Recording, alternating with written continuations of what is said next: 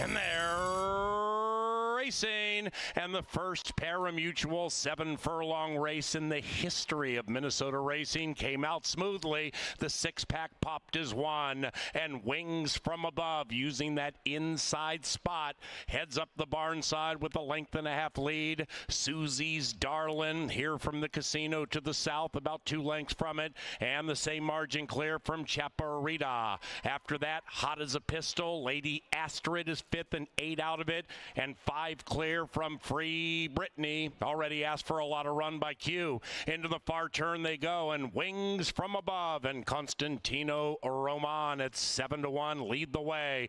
Susie's Darlin' prowling in second, likewise for Chaparita third. Outside of that, Hot as a Pistol, Lady Astrid's creeping through to the inside. Susie's Darlin' is calling it a day. The 3 at 7-1 regressing all the way back to last, and Wings from Above continues to stride away in angelic fashion. Wings from Above shows the way by 3. On the outside, Free Brittany at one point far out of it, now roused up to a joint second with Chaparita. Lady Astrid is jumping up and down to the inside, and Wings from Above spreads those wings and flies into the winner's circle. Wings from Above and Constantino Roman take down the first pari-mutuel 7/8.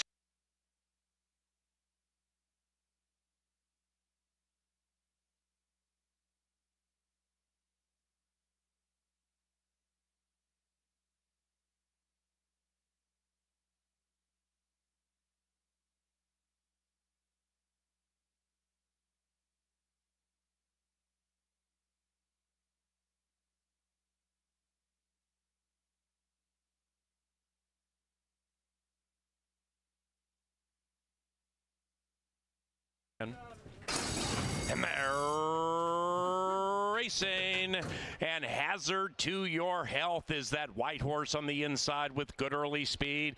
Carrots Count also dazzling, and now the stablemate to Carrots Count, Last Beauty, last out of the gate, rolling right up to join the lead. The firster at 14-1 is Prominent. Way back to Thunder Song. Prattle is about 8 out of it to the outside of Per Tiger. They're approaching the top of the stretch. Hazard to Your Health from this spry firster. Last Beauty, Carrots Count, 2.5 in third.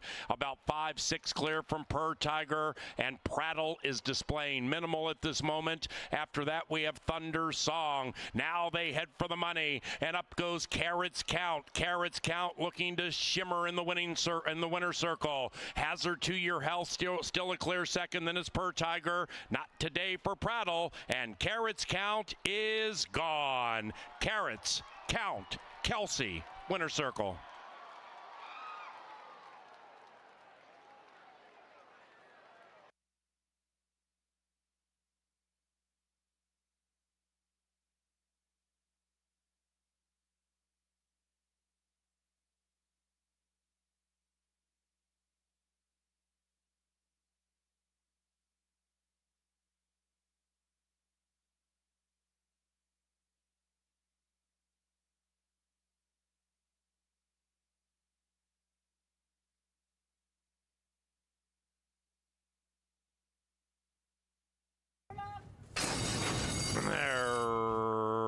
Racing.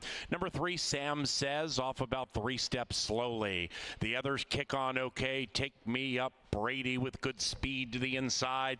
Take Me Up Brady pulls them along by a length. And with about a half mile to go, it's Take Me Up Brady tugging along a wall of 4, including Pervasive, which is innermost. Now Knighted comes knifing through to the inside. Also in that clump, In Honor of Autism, outside of that is Dive Deep. Then we come way back to In the Arch. And the one in last advancing is Sam Says. Off the far turn, they have 3 furlongs to go. Take Me Up Brady trying to win 2 in a row. Take Me Up Brady leads it from In Honor of Autism. Outside of that is Dive Deep, 2.5, 3 clear from Knighted, who's to the inside of Pervasive.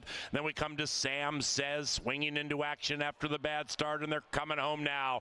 They all bunch up with 2:50 to go, and up goes In the Arch from second last. In the Arch on the beam.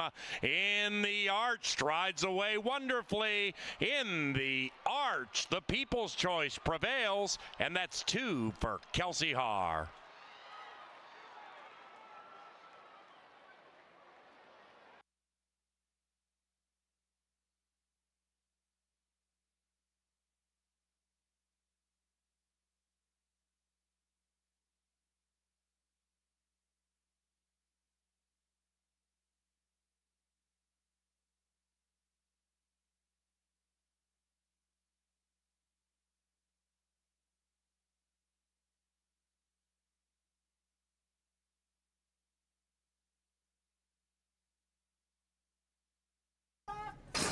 And they're racing. My Cairo Kid with the blue blinkers outbreaks the field. Haunted Haze at 8-5 with good speed. And with 1 lap to go, number 1 is number 1. Haunted Haze from My Cairo Kid. Time Muse behind them. Outlaw Run a bit wide, angling closer to the rail, about 5 out of it. And 2.5, 3 clear from Superstar Swank. Then the one in last is Legally Ready. And Legally Ready is 9 lengths from the lead. And the lead belongs to Haunted Haze, doing it quite reasonably. Haunted Haze nearly 2. In second is My Cairo Kid. Now they're creeping up on that leader. Outlaw Run wide around the turn, but on the bit and on the move. Then we come to Time Muse, blocked by the leading 3. Outside of that is Legally Ready, and the new one in last is Superstar Swank, but only 7 from front to back, and into the far turn they travel. The bookenders go 1-2. Haunted Haze to the inside of Outlaw Run. After that, Time Muse. That's the 4, all dressed up with nowhere to go. My Cairo Kid outside of them. Superstar Swank being angled to the outside of My Cairo Kid for the stretch run. Legally Ready is 10 out of it, and here they come down the Canterbury Park turf course. Haunted Haze fending challenges. Outlaw Run is tired. Time Muse finally gets the light of day, but it may be too late. Then we come to My Cairo Kid. Haunted Haze too good, and it's Haunted Haze spooking the field.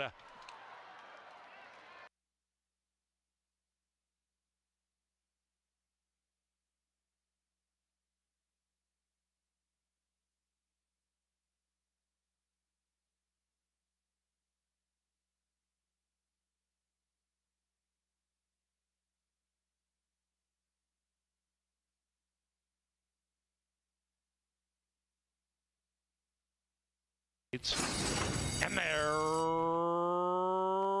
racing from the 6th spot. Collier came out very, very fast. So did Island Bender. And Island Bender at 7-1 puts 2.5, maybe 3 on the field. Collier takes up the running in second to the outside of Sassy Mama.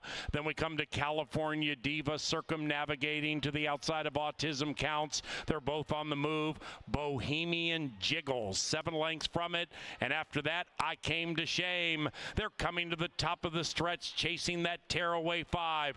Island Bender on a cruise. Island Bender by 2.5 from Collier. Outside of that, we have Bohemian Jiggles angling to the inside now. Then it's California Diva. Island Bender slowing down. Island Bender slowing down with a length and a half lead. It's Collier between them. Outside of that, Autism Counts. Bohemian Jiggles finishing incredibly fast between them. Collier, Bohemian Jiggles. Oh, tight photo between 2 and 6.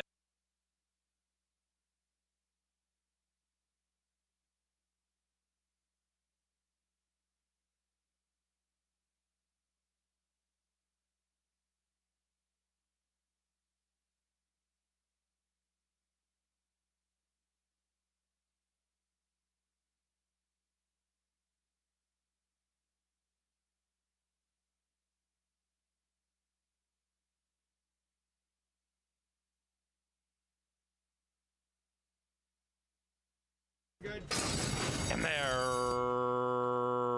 racing. From the center, Josh's Drama popped sweetly, and so did Martini Man to the inside. And the heavily favored Martini Man grabs the lead into the first turn. Number one is number one, tugging along a bunch. Martini Man by about one. Josh's Drama. The gray between them is Victoria's Vanda. That one's to the inside of Caught Off Guard, who coyly gets down from the outside to be 2.5 lengths from the lead. Then we come to Supreme Leader. That one is 4 lengths from it as Fuentes slows down with Martini Man, joined by Josh's Drama. After that, we come back to Ramblin' Gamblin' Man to the inside of De Ghost, about 3 lengths clear from Commissioner Oscar. And the one in last is Gabriel's Legend, 10 lengths from front to back. Martini Man trying to leave them punch drunk. It's Martini Man a neck. Josh's Drama continues to bug. Caught Off Guard cruises up alongside Victoria's Vanda,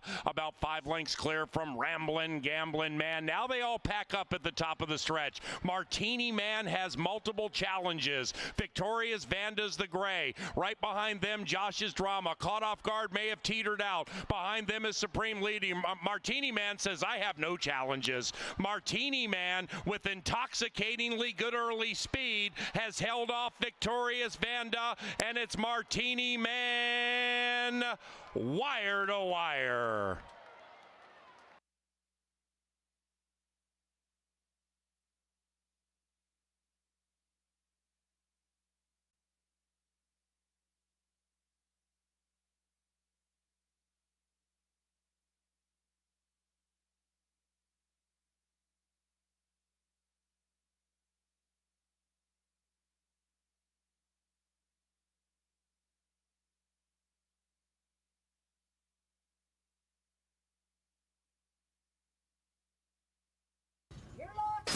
And they're racing. Celtic's Wildcat came out fast from the inside. So did Amaretto D'Amore, who grabs the lead. Amaretto D'Amore gets the lead from Celtic's Wildcat. Kelsey looking to get down to the inside. Bebop Baby looks to win 3 in a row from 5 out of it. 2.5 clear from Angie's Revrac.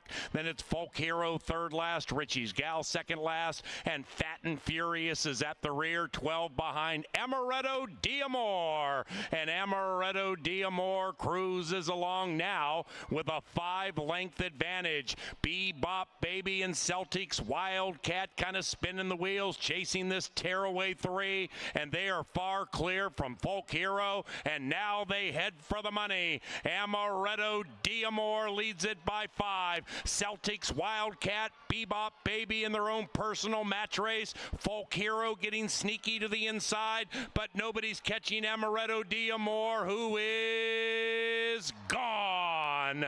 3 victories today for jockey Kelsey Haar.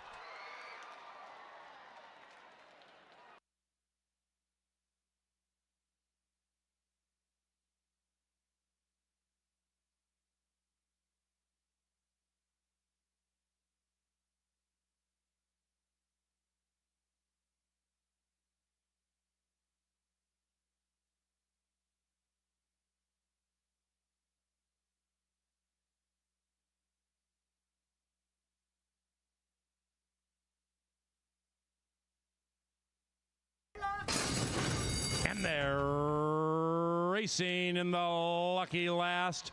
Perfect dispatch.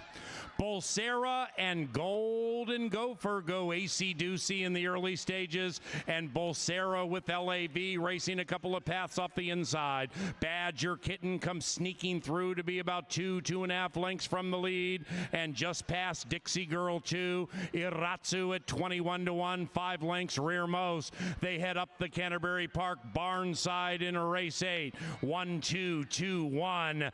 They are battling each other in a personal match race, and those two are right together. Bolsera trying to pull away from Golden Gopher. Then we come to Badger Kitten, poised to pounce in third. After that, Dixie Girl 2, and the long shot Iratsu is very much in contention, just 5 lengths from it. And now here they come spinning off the turn, and Golden Gopher makes a sharp move on Bolsera. Bolsera and Golden Gopher cut together, and they're now 2.5 clear from Badger Kitten. Dixie Girl 2 ships all in. Likewise for Iratsu. And now with less than a quarter of a mile to go, Bolsera, Golden Gopher. They've gotten to know each other quite well, and they're still in a big-time battle. Badger Kitten purring on the outside. Here comes the kitty. Badger Kitten, Golden Gopher, Skyuma. Badger Kitten, Golden Gopher, Skyuma. Skyuma! Golden Gopher prevails.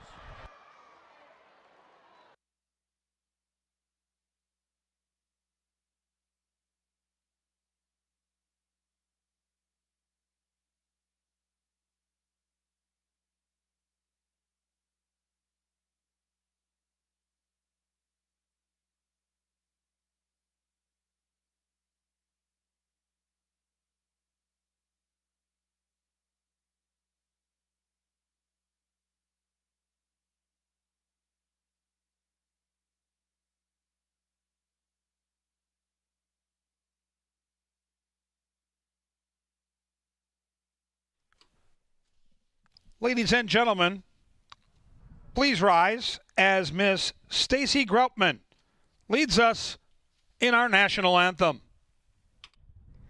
Oh, say, can you see by the dawn's early light what so proudly we hail at the twilight's last gleaming, whose broad stripes and bright stars through the perilous fight o'er the ramparts we watched were so gallantly streaming, and the rocket's red glare, the bombs bursting in air, gave proof through the night that our flag was still there. Oh, say does that star-spangled banner yet wave o'er the land of the free and the home of the brave?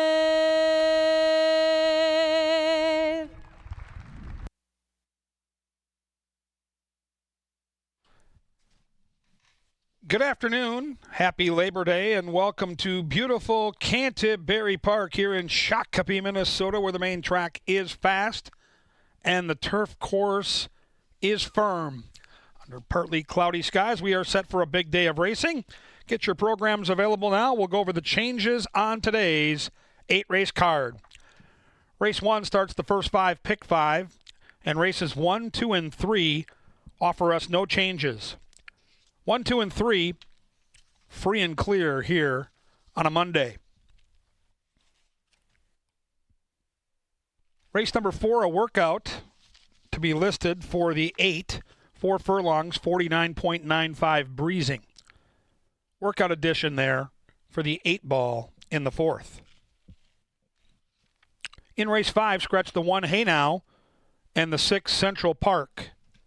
1 and 6. Both scratched in our 5th race.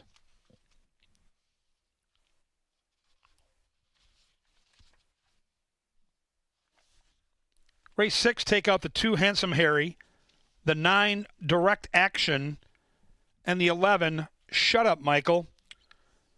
2, 9, and 11, all scratched from race 6.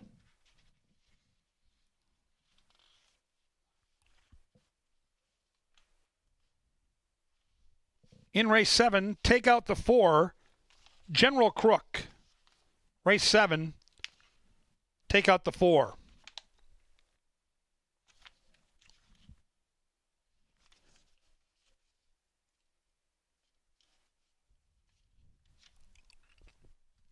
And in race 8, take out number 3, Airmail Flyer.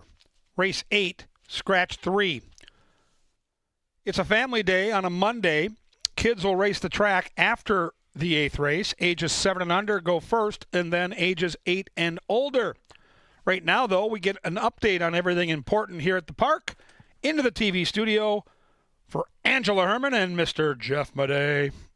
Hey, race fans. Welcome to Canterbury Park. Here we are in the First Bet studio. I'm Jeff. This is Angela. We're here to bring you up to speed on what's ahead as we have about 9 or 10 race days left, I think, this summer. It's been a successful meet. I hate to see it end. We always hate to see it end, but at least we get a little bit of extra time. We do go to the end of September, not a common occurrence, but we're going to do that this year and space things out a little bit more. You'll see our calendar change a bit, but we have special Monday racing today, and welcome to your Labor Day Monday card. It's not a bad card. I mean, there were a few scratches along the way, but this one was difficult to handicap because it goes back and forth between the turf and the dirt. I thought that was a nice balance of races, nice mix of classes, and I think that this will be a good introduction to pick fives for people if they haven't tried them before, because there are some horses that you can key in on. That's right. It's Labor Day. We celebrate the workers in America. It is an important day. I'm one of them. You're one of them. And we're celebrating them all. And This is a fine place to do it. Yes. Now, great racing across the nation. It's closing day at Saratoga, I believe. Mm-hmm. And we have the richest race of the week, the $3 million All-American Futurity taking place in Albuquerque. Bingo. Ruidoso at Albuquerque. That happens tonight. That's around 6:20 Mountain Time, I believe. So that should be fun. You can start now. Maybe I hope you didn't bet that chalk in the opener at Saratoga. Ouch, that would have hurt. But you can race all day here and then stay around and bet Ruidoso at Albuquerque. That will be fun. It's the richest race of the week, maybe of the month. Yeah, it lines up the best 2-year-olds that have to really work to get there. I mean, everything really has to go right. It's one of those races that has a very specific schedule, set with trials and things like that. It's not like you can just take any certain path of your own. You got to get there and you got to beat the best to do it. So, yeah, when you take your winnings from Canterbury, parlay them right up and find Jeff Madey, the resident quarter horse expert. I'm sure he'll have an opinion or two on the All-American card. We've got steam. We also have racing this coming Thursday at 5 o'clock. $5 admission and $5 beer. Popular night. Looks like the weather's going to be beautiful. I'm ready for Thursday night. Well, yeah, it's a follow-up to the state fair, too. This is the last day of the fair. If you want to keep some of that festive energy going, I mean, it's still warm in the beginning of September. It's really towards the end of the month that things cool off. It feels like summer. Come have a summer night with us. $5 for your admission, for your beers, and hopefully you can pay all that back early on in the card. The Taste of Canterbury has been extremely successful. We've had very different versions. We've tried brunch. We've had some new offerings, but my absolute favorite, and we've been waiting for this one, tacos and tequila. That's on September 7th. That's Saturday night. And you can eat a ton of tacos. You can drink a bunch of tequila. You can buy your tickets at CanterburyPark.com. This one is sure to sell out, so you're going to want to jump now. Don't wait, because I'm telling you, it's going to sell out, and you're going to get shut out on some super tequila and some fantastic food made by our culinary team here at Canterbury. Yeah, you can check out the whole menu online at CanterburyPark.com. Two of Jeff's absolute favorite things in the universe. I think you already got that impression by the way that he described this event. Tacos and tequila is very popular. If you are considering coming out for racing and for the Taste of Canterbury, don't hesitate to get the tickets to it, because this one probably will not make it far into the day, maybe even into the weekend, and you're going to want to make sure that you secure your spot for that feast this weekend. That's tacos and tequila, but there's still more coming in a different form of entertainment. Out on the stage, the first comedy act that we had, big success, great crowd. I think it was a lot of fun. Hard act to follow, but Charlie Behrens is going to try. Right, and he's doing 2 shows. There's an early and a late. And I believe that early show, last I heard, there was only maybe 10 or 12 tickets left. There are some tickets left, though, for the later evening show, and you're going to want to join in. I don't know much about Charlie Behrens, but I'm just telling you that people have spoken. They're buying tickets left and right. A good old-fashioned tour, Charlie Behrens, September 13th, and then Oktoberfest. And then Oktoberfest. Yes, we got a couple of weekends of it, the 21st and the 28th. Oktoberfest activities, just like the menus for any of our Taste of Canterbury events, any of our tickets, all of the details, because there's a lot going on for Oktoberfest, will be on the website. You can get information there. You can find out when maybe the music's going to play or anything that you were looking for in particular is going to be going on at Oktoberfest. I mean, it's going to be going a lot, but There's a couple of different days to it this year, so do make sure that you get the details and clear the dates for Oktoberfest out here at Canterbury. I believe that Canterbury's own Tuba Mike is the headline act Well, for right. You September gotta know. 21st. Yeah, so he plays the tuba. He can he'll play the bass guitar on occasion too as well. He's good. Mike Boudin, you would see him. He usually wanders around and fixes all things HVAC, but he also has a side gig. And maybe actually it's his number one gig, playing tuba in a polka band. Yes, we've been informed that it is tuba season, so come and see him in his finest form with the tuba, making Oktoberfest a rousing good time. Loeffler leaderboard, jockey's race has got very close, but now there's a few between Luis Fuentes and Eddie Gallardo. It got down to a tie, then there was just one separating them yesterday. Luis Fuentes had a very good day, though. This is going to continue to be a battle, though, and Serafin Carmona not far behind again. No, he's sneaking up there, so this is a good battle to the end, and you're getting 100% out of all these guys every time they ride, so take a look. And then Mac Robertson, does he win one today? Does Mac Robertson win one today? Yeah. We'll find out. We have to mention Kelsey Haar had a few yesterday, too. Well, she won 3. Yeah, that was a good day for Kelsey. Mouse out of money, and she wins 3 races. You can't make it up.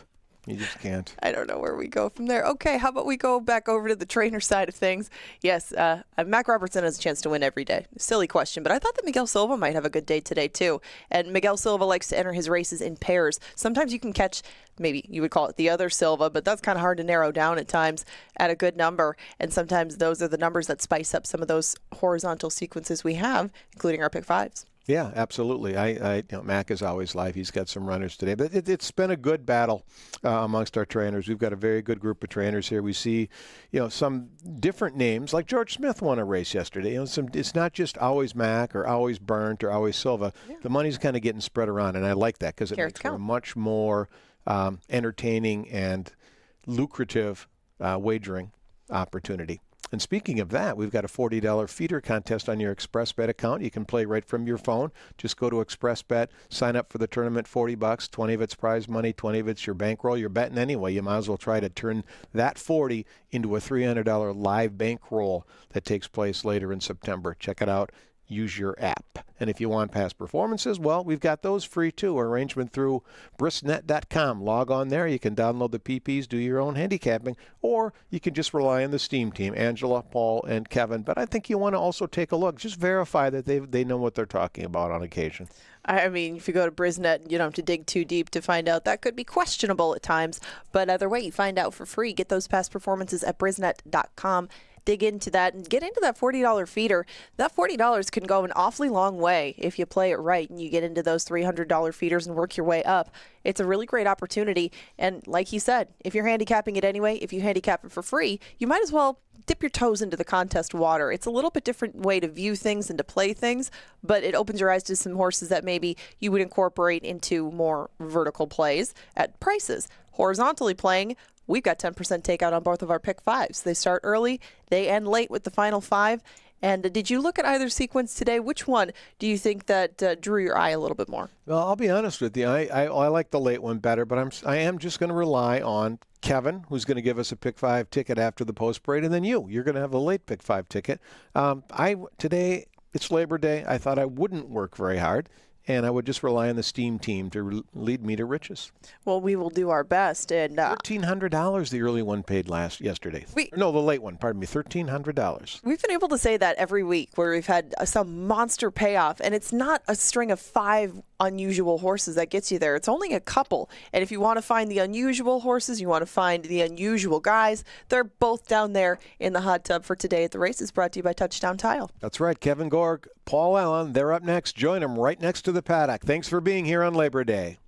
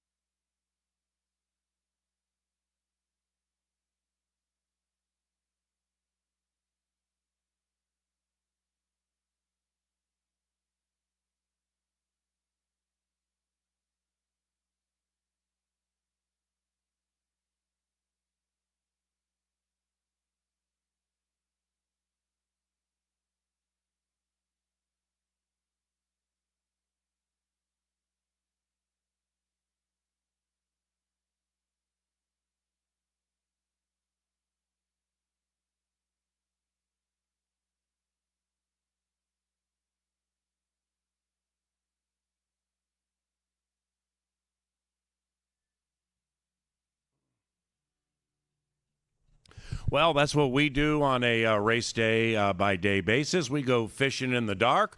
We will cast the line, try to bring in some pick 4s and pick 5s and 6-to-1 spotties. And who knows? Just like the great Tubby Smith once said, some days you're the peacock, and some days you're the feather duster. We intend to be of the peacock variety today with these selections. We are 2/3 of the Steam team. Welcome, those of you here at Canterbury.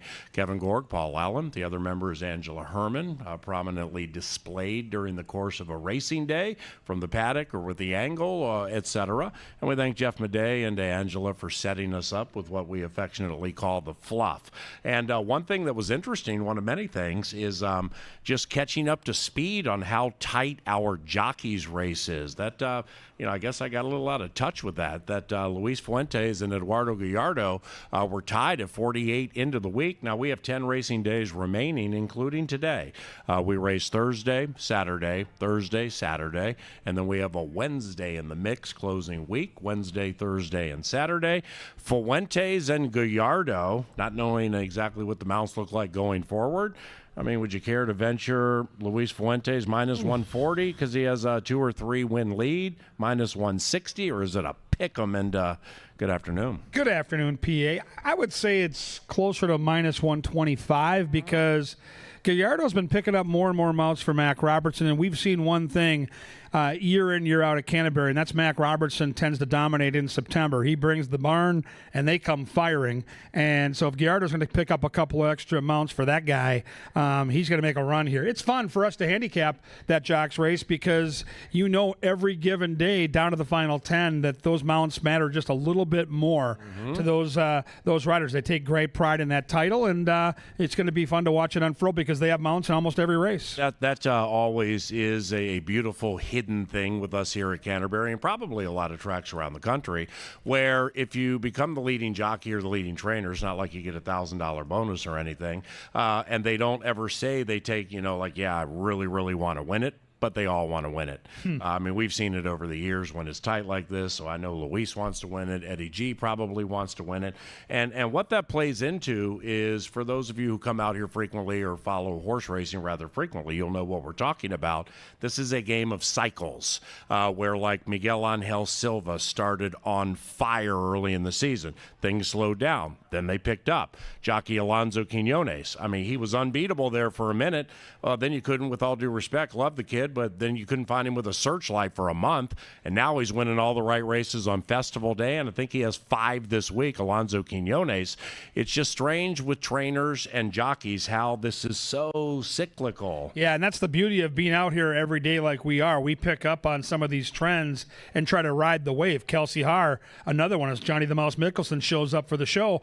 She won 3 yesterday, and it's streaky. It's no different than a Minnesota Twin in the batter's box that's feeling good. When they start winning races, it tends to happen in bunches. As you mentioned, that cycle is the wave we look to ride, and we're going to try to play that into our handicapping angles today and make some cash. And we begin with race number 1, which is on the John Deere Dirt. It is a fast main track. Now, again, the regulars have heard this 1,000 times, but those watching abroad, maybe for the first time, welcome to Canterbury. We have a really nice turf course, and it leads to upsets. So when we say that our pick 5s have a nation low 10% takeout, that's a lot of money that comes back to the player when you play our pick 5s. And we have one beginning in race 1. It's only 50 cents. This one has no scratches or no rider changes. Morning line favorite here is number 4, Call 'em All. Call 'em All. Angela, valued third member of the Steam team, takes that one. KG and I are on the Angel. Why do you like number 6? Well, Northern Angel, and this is Luis Fuentes, and Gallardo's got a great mount in the 3, Hot Charlotte. So this is that race inside the race. But I like the post draw for Northern Angel, and she's really shown something in every one of her starts. Even the one way back on July the 14th where she ran a 6th, she was in the race. She made a big move before fading against older competition. And then the speed and fade last time in a stakes race going longer tells me she's going to love this cutback to 6 furlongs. She's got a ton of talent. I think this hits her right between the eyes. Catch them all for Mac Robertson, no question, is going to be a handful. But we do have a loss at 3-5, 2-back, so I'm willing to take a swing there. And then will the 3 get loose? Hot Charlotte Gallardo looks like the speed of the speed. So I go 6, 4, and 3 in a very intriguing start. I'm going to use all 3 in my pick 5. Let me hit you with this with Northern Angel. How do you handle this? I mean, it's not like that big of a deal or anything. Cody Rosine's a 25% trainer, 52 starts listed here. He has more, but it's still 25, and 152 on the year at 15. So those are good numbers. But with Northern Angel, now granted we're 24-1 last time. We run on the Minnesota Oaks, lose to retired Kathy, who's pretty good, but then we don't see any works for like 3 weeks. How do you handle that? Well, I think in a route race where the horse got tired, I don't think fitness is going to be anything to worry about. And I think the hidden gem here is the back on Lasix thing that might get overlooked by some. Wow. But in stakes races here at Canterbury, they're not getting Lasix. She's back on Lasix. To me, that's more important. I'll guarantee a trainer like Rosine's had her out on the track galloping, just not a timed workout. I think she'll be legged up and ready to go. To me, it's going to come down to, can she show enough speed to not get too far behind? Because she likes to be right up in the race, and you know the 3 and 4 are probably a little quicker. Race number 1, we both take Northern Angel, and I go 6-1-4 for my top 3. Now, race number 2 is compelling, specifically those of you who deep dive turf breeding and things like that, because you got baby girls. Here we have 2-year-old fillies racing on the turf. And let's see, we have one of them in here has run on the turf 1 time. For everybody else, it's something new. So when it's something new, how do you handle that? Comes to like 2-year-olds. I trust the trainers. I certainly look at the bloodlines, but the turf experience, if you can find it, definitely is something to consider. And that's the one Megaheart who did show some speed in a 5-furlong race and likely gets the lead here going longer in a race of 2-year-olds where they don't tend to pass each other in 2-year-old races very often. I was led to Zen Dreams. This is a horse that they paid $150,000 for. It's a violence baby. That is good turf breeding. I colored that one with green for a reason.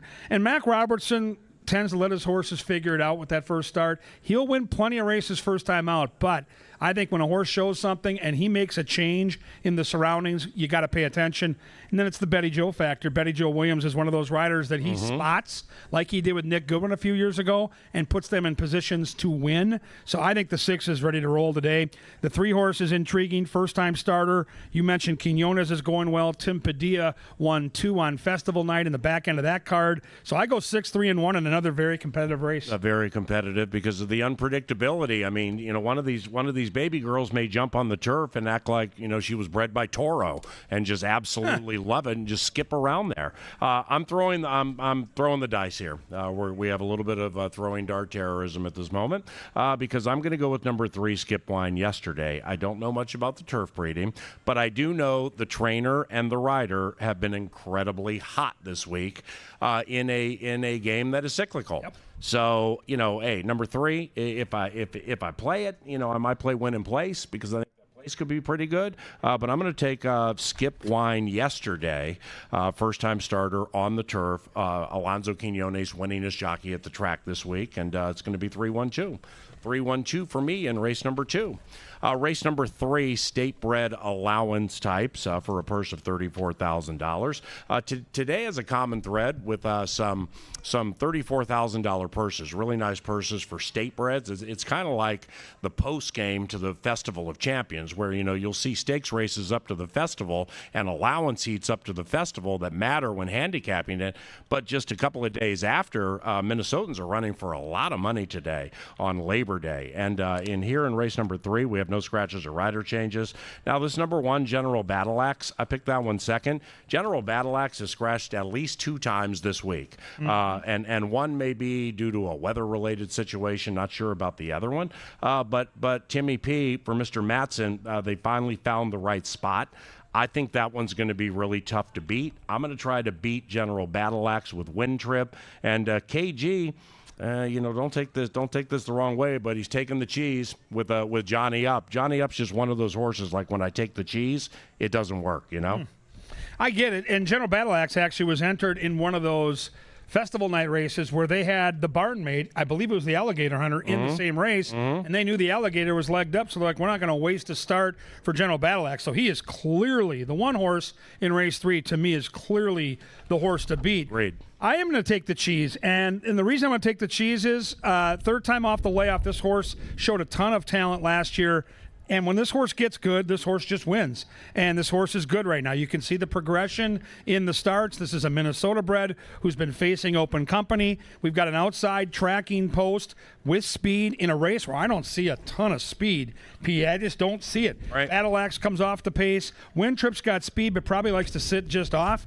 I think this horse falls into a great trip, and probably of the 3 is the bigger price. I'll go 4, 1, and 2. I'm going to take Wintrip, and there's an old adage at the racetrack where, like, say you have a big Saturday and maybe you don't come back Sunday, you may say, well, I went to the wedding, I'm not going to attend the funeral. And with Wintrip, for me, it's been the reverse angle where I've just like missed Wintrip 3 times in a row, and now I'm taking the cheese in a $34,000 allowance race. This, granted the horse has been running against open company, okay, but it's $7,500 claimers, and nobody claims the horse, and all Wintrip does is win 3 in a row. So I just know the horse is sharp. I don't think there are world beaters in here unless General Battle Axe runs out of his skin. So Johnny Up has talent. When I say take the cheese, he's been low odds, and he's lost 2 in a row after winning 2 in a row last year and looking like he might be something. So it's 3-1-4 for me, 2-1-4 for me, that is, 2-1-4. I'm going to try Wintrip here. Hopefully I'm not a race too late. To the 4th race on Labor Day at Canterbury Park. We return on Thursday at 5. Then Saturday we race at 5 o'clock. After today, Bye, John. See you, Moosey. Just 9 days of live racing left. Check out CanterburyPark.com for all the information. And this is Today at the Races, provided by Touchdown Tile. This is a cool race. Good superfecta race here for 10 cents. Read up on the superfecta if you don't know what it is, because we have multiple opportunities here for longer shots, 10, 12, 15, 20 to 1, to finish in the top 4. And that's what a superfecta requires, and it starts at a dime. I pick at 2-5-4. I'm on Cinco Majestic. I think I'm making a win bet on this horse. And Angela and Kevin, they're on Lemon Meringue, who I absolutely can see winning the race. That's just how deep this race is, KG. Awesome race. Yeah, this race number 4, as you mentioned, a great superfecta wagering race for you. If the 5 or 9 scratched, I was going to go all in on the other one, because Johnny Begani the 5 and Happy Hour Bobby the 9 are so fast, and this is a perfect distance for these 2 horses. The problem is they're both in the race, and I think at some point they're going to hook up, and if they hook up, they're going to be vulnerable late, and that's when Lemon Meringue is going to come into play. Carmona gets the other Miguel Angel Silva. I've seen this movie time and time again. He enters 2 horses. We all migrate to Parejas, and here comes the other jockey, and here comes the 8-1. Angela and I have ruined the odds. We'll admit to that right now. We're not getting 8-1. We're getting 4-1. But Lemon Meringue will be tasty in the winner's circle, 4, 9, and 5. Lemon Meringue I picked 3rd, and I elevated the horse. At one point, I had Lemon Meringue picked 8th. Where do you have number 2 Cinco Majestic picked overall? 5th. Oh, 5th? Okay, that's cool. I go 4, 9, 5, 3, 2. Yep, I go it's like a zip code, only different. I go 2, 5, 4, and it's going to be a trifecta box for $3. But I am making a win bet on number 2 Cinco Majestic, and here they are. Cinco Majestic does have enough early speed from the inside. With now, granted, we're 0 for 5 at the distance on the turf, but again, this is a cyclical type game where, again, with the thumbs up gang, red hot. Couldn't find them, now starting to win again. And I think they're going to win a bunch near the end of the year. I go 2 back to the Whistler race where Cinco Majestic beat Lemon Meringue, did so rather convincingly, and at 7-1. We go to the main track. We had a bad day at the office. We come back to the turf, and I think with the inside, gunning from the inside. Now, Palace Attained is fast, and you got the leading rider on that one, so we could have some speed battle situation here. But Cinco Majestic, if we just get out of the gate and get into a good spot, I think think this horse might be sitting on a big one. 2, 5, and 4 in race number 4. Hey, Uncle Barry, how you doing, buddy? Race number 5. This is on the John Deere Dirt, and we have a nice purse here, $30,500. Scratch numbers 1, Hey Now, and 6, Central Park. 7, 5, 9 for me. I'm on Divine Leader, and Kevin likes number 9, Hi-Ya.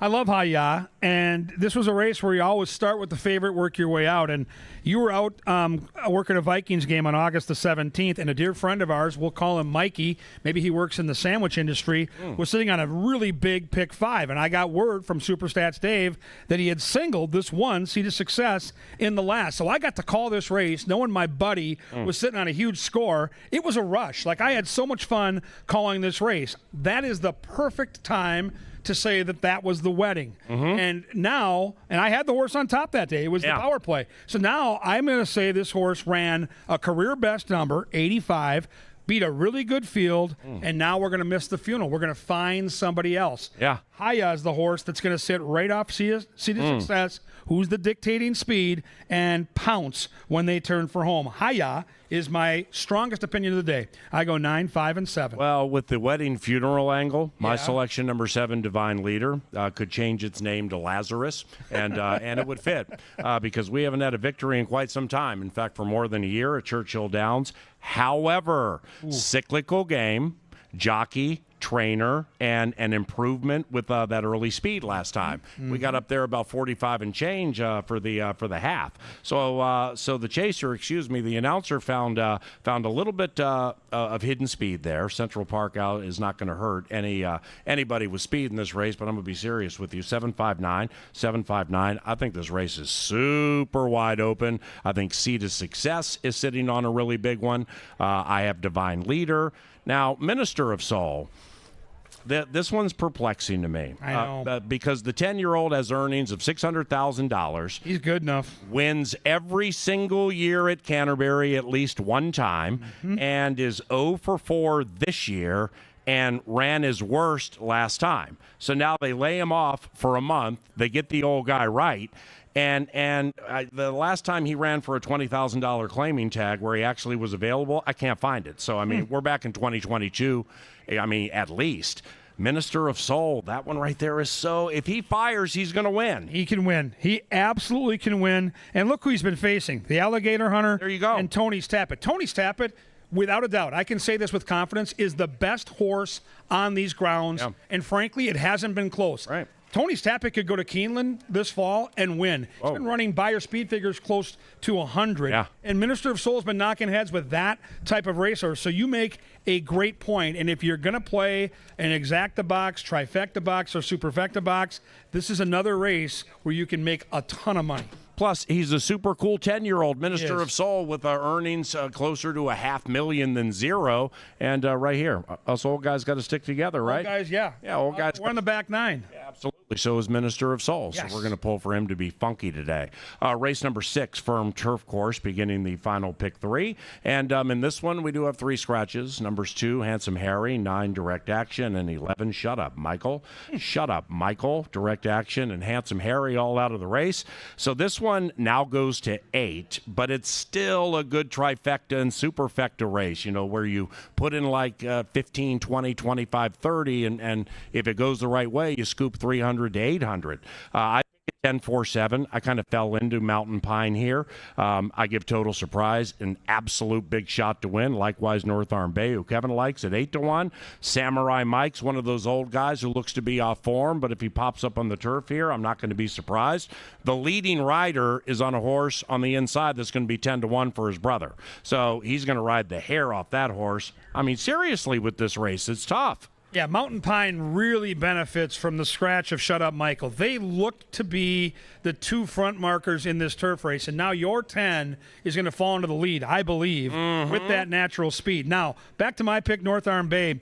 When this horse wins, he wins at a price. His last 2 wins, one in the turf here at Canterbury, one in the dirt, nearly 8-1 and over 13-1, and it just looks like a horse that fits that in and out pattern. When they're feeling good, they win. And Troy Bethke's horses this week have been running well, just not winning. Second in a $50,000 stakes race the other night. I've got a feeling with Gallardo motivated, trying to win that rider's title, an 8, 9, 10 to 1 shot here, that the speed's going to go. North Arm Bay is going to sit right behind the speed and pounce at a big price. 4 is the horse to beat. You talked about it. Total surprise. No question about it. Do not sleep on the 8. Do not sleep on Vitale with Dakota Wood. This horse is sitting on a big try and is going to get right up near that lead where I think you want to be in this race. 7, 4, and 8 for me. The 7th is the Labor Day penultimate before we return on Thursday. Scratch number 4, General Crook. According to the Steam team, the bookenders have this one figured out. I take the 1, KG and Angela. Bless you. You got that for free, by the way, the whole thing. All right, not that you had to pay for the show in the first place, but yeah, that was free. That scared the heck out of me. I'm sure that's not going to be recorded and relived. No, Mouse will never do that. That's nothing to sneeze at. I take Midnight Royal. Kevin and Angela are on El Tomate. Number 6 is the Take the Cheese horse. Yeah, I mean, you guys took the cheese. I've taken the cheese 3 times and lost a combined 65 on El Tomate. See, I haven't taken the cheese. It's my turn. Good point. Yeah, and it's not a horse I love. This is a race where I would tread lightly. It's only 5 horses, so in the pick 5, you got to pick and choose your battles. The 1 is a must-use for me with Van Winkle. The scratch of the 4 is really disappointing because the 4 might have been my top pick with Lone Speed, so I kind of like, all right, I'll fall into the 6 who has some speed when he's feeling good. It's just a race without a lot of conviction here on paper, so I'm going to go 6, 1, and 5, and I really do not have a strong opinion here. Right, either do I, because Midnight Royal, the one I took, I can't find the horse's last win. I mean, it's at least not. There's only one. Yeah, right, but it's definitely not in the last 11, 12, or 13. No. El Tomate, this one, El Tomate, can you find that one's last win? Oh, yeah, that's right. It was 2022 at Remington, and the horse was away for over a year. And is getting closer. But the angle here with the bookenders, they're both on massive class drops. Those are red flag drops, where it's just like, what are we doing here? Yeah, I'm with you. This is not a race I love. I'm not going to lie to you. Well, when you drop a horse in class like that, what you're looking to do, as Kevin knows, get 60% of that purse for your owner, get the horse claimed. That's another $5,000, and move on. Yeah. So one of these horses might win by 5 lengths. When you have a race like this, I've just learned over the years, when you think anything can happen, the shortest prices seem to always win. Yep. And that's going to be the 1 and the 6. That's who I'm using. Those are the only 2 I'm using in the final 5, 10% takeout. Me too. Final race today on Labor Day. It's CBY. By the way, if you're here with kids, we race them on the track after race number 8. That'll be about 4:50, 5 o'clock. A couple of races for the children. Just think Pepsi Family Day Sunday. 1 race for kids 7 years of age and younger. The other for those 8 and older. About 10 minutes after race 8. Turf course to close things. I love that. Scratch number 3, Airmail Flyer. 267 for me. 267. I don't really trust, but I kind of like number 2. It's Miles. What about you? Well, I loved the 3, and Bert scratched the horse, so I scratch into the 2 and feel pretty good about it because Joel had 2 horses listed. One of his horses scratches. He probably leaves the horse in that he thinks can win. So, yeah, I think It's Miles is a horse that's going to be, I think, a pretty significant favorite here, even though the horse has never been on grass. The bloodlines are good enough, and there just isn't a ton in here that I fear. The 7 is interesting because it's Mac, it's Carmona, and it's a horse that I think if you look at the bloodlines here, the distance will not be a problem. I just don't know about the grass. 2, 7, and 1, I'm all in on the 2 here because of the burnt angle scratching the first timer. 2, 6, 7. Yes, the 6, which will be $1,000,000 to 1. I have second, and this horse has early speed, and I think is going to improve in kind of a wide open race. So just keep that in mind. If Nebraska Gold's leading by like 2 at the top of the stretch and decides to not turn back and runs first, second, or third. 2, 6, 7. To all of our riders and to everybody taking part in the racing action today, be safe, safe and smart for everybody today, so you can get out of Labor Day not only in laborious fashion but in healthy fashion. And we thank all of you for joining us here at Canterbury. On behalf of our television department and Kevin Gorg, I'm Paul Allen. Let's have some fun today and make some money. Good luck.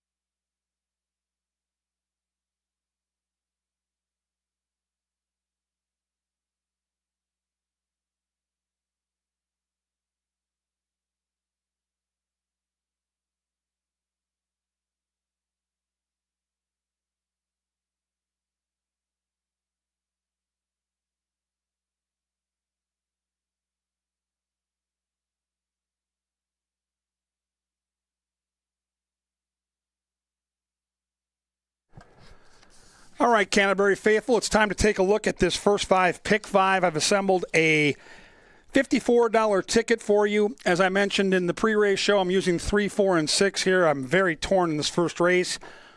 1, 3, 6, and 7 in race 2 for me. 1, 2, and 4 in the third. 4, 5, and 9. I like the 4 a lot in race 4. Lemon Meringue is going to be a price. I hope that horse can get home for us because that'll set us up for the single, and the single is Haya in the 5th. 3, 4, 6, with 1, 3, 6, 7, with 1, 2, 4, with 4, 5, 9, and with 9. $54 ticket I've assembled. You can play mine, or you can modify mine, or just play your own. But you can't win it if you don't get in it. The pick 5 and a Monday of racing at Canterbury all start in 3 minutes. Good luck.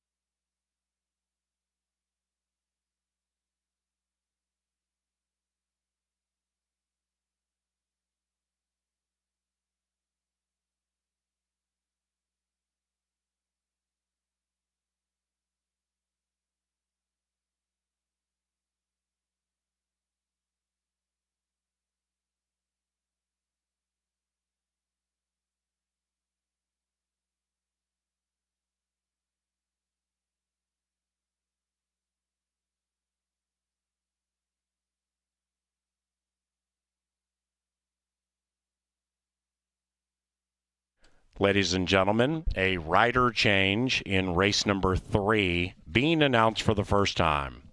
Rider change, race 3. Number 6, Shaman Says, now picked up by Kelsey Haar. Haar rides number 6 in race 3.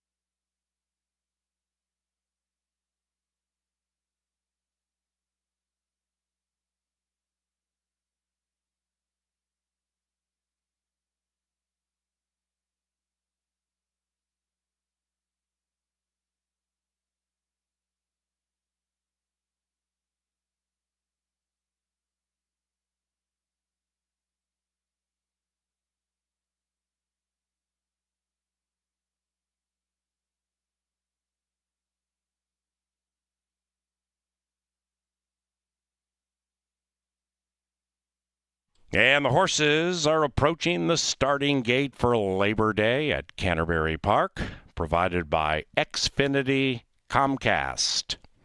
We also thank Appalatos, Continental Diamond, Jim Beam, Kim Crawford Wines, Quick Trip, Pepsi, Michelob Ultra, Minnesota Lottery, Maker's Mark, and Loeffler, sponsors of the first race. Our featured group today is Arthur Hammond. Welcome to the races.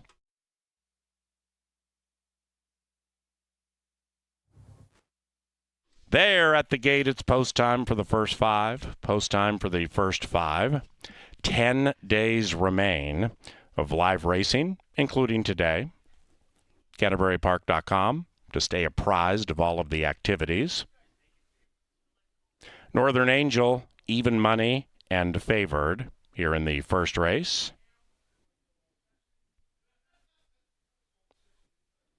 A cast of Minnesotans for a juicy purse of $34,000. Good luck to the connections.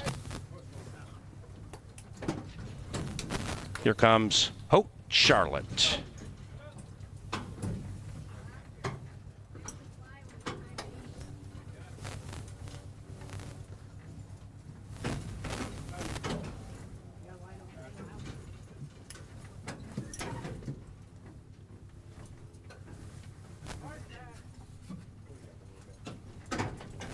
One out. And they're racing on Labor Day at Canterbury Park. Northern Angel outbroke the field, but now takes off the pace.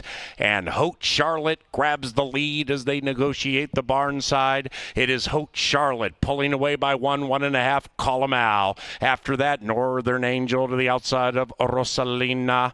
Pearl Button is second last. The gray and last is Strawbella, but in touch with the field and on the move, 6 lengths out of it. Up top, Hote Charlotte shows the way. Hote Charlotte 12-1, trying to pull an upset to begin the first 5 and pulling clear by 1.5. In second is Call 'em All.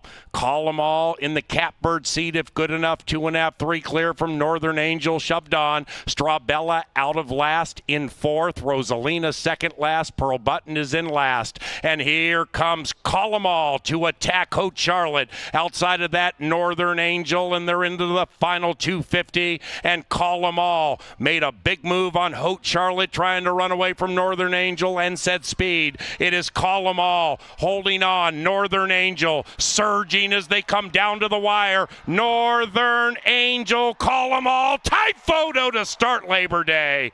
Ooh, that got tight at the wire.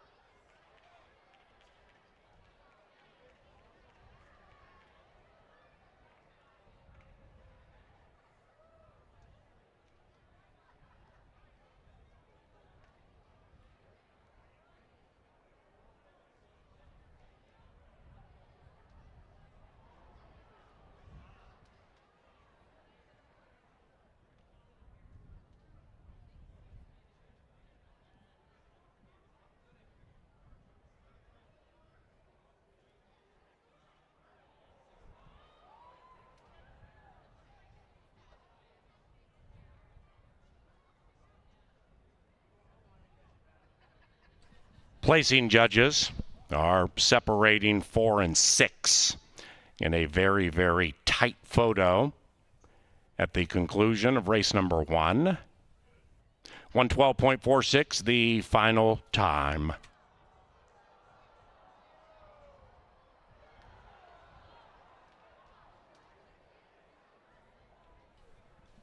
Excitement to start the day. How many are pulling for number 4? Call 'em All. And how many are pulling for number 6, the Angel? Stand by.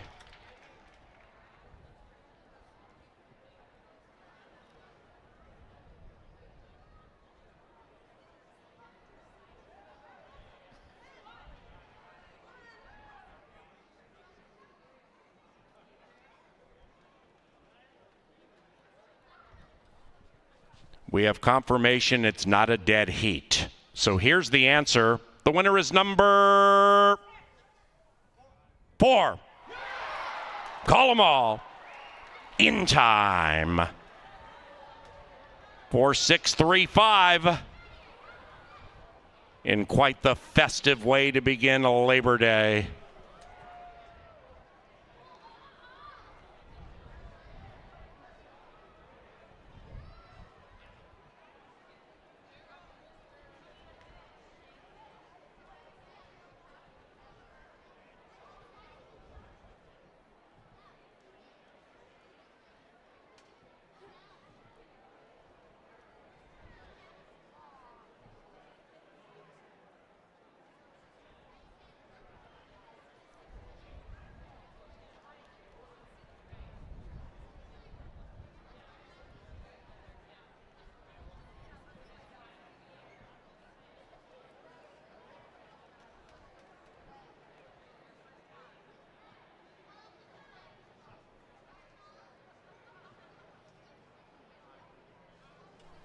Race number 1 is official.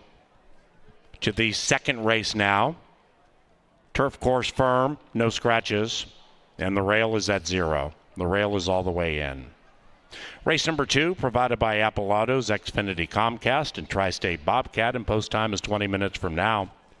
Into the winner's enclosure, it is Call 'em All and Serafin Carmona. Call 'em All is owned by John Mentz and Russ and Paul Sampson. The winning trainer, our leading trainer, Mac Robertson. Call 'em All is a 3-year-old chestnut filly by Dialed In out of Congregation. Foaled in Minnesota by Almar Farm.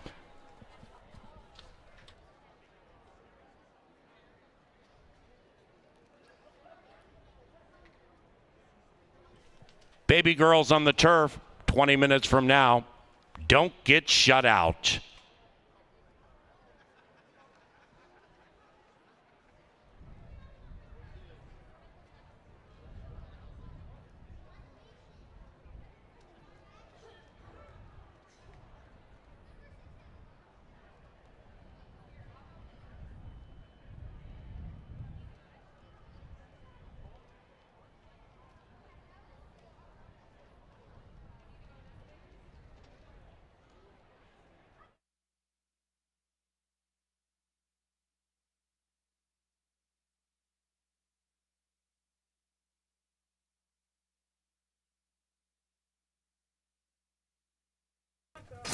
And they're racing on Labor Day at Canterbury Park. Northern Angel outbroke the field, but now takes off the pace.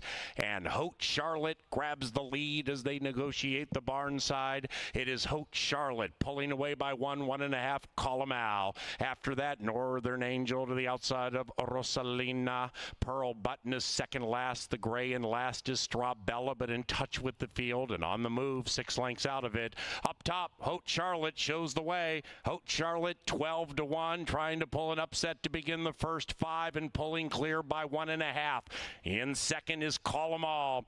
Call 'em All in the catbird seat if good enough. 2.5, 3 clear from Northern Angel, shoved on. Strabella out of last in fourth. Rosalina second last. Pearl Button is in last. And here comes Call 'em All to attack Haute Charlotte. Outside of that, Northern Angel, and they're into the final 250. And Call 'em All made a big move on Haute Charlotte, trying to run away from Northern Angel and set speed. It is Call 'em All holding on. Northern Angel surging as they come down to the wire. Northern Angel, Call 'em All, tight photo to start Labor Day.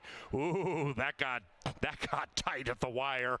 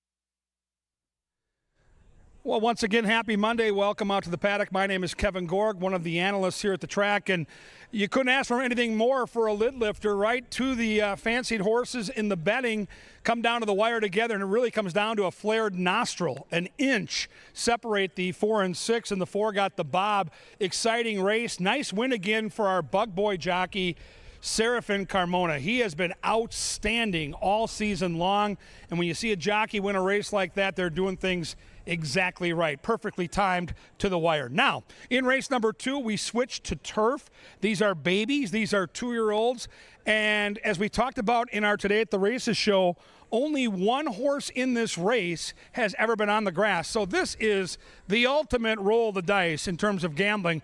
But the horse on the screen right now is the only horse with turf experience, and the jockey is looking to sweep the early double, and that's Serafin Carmona.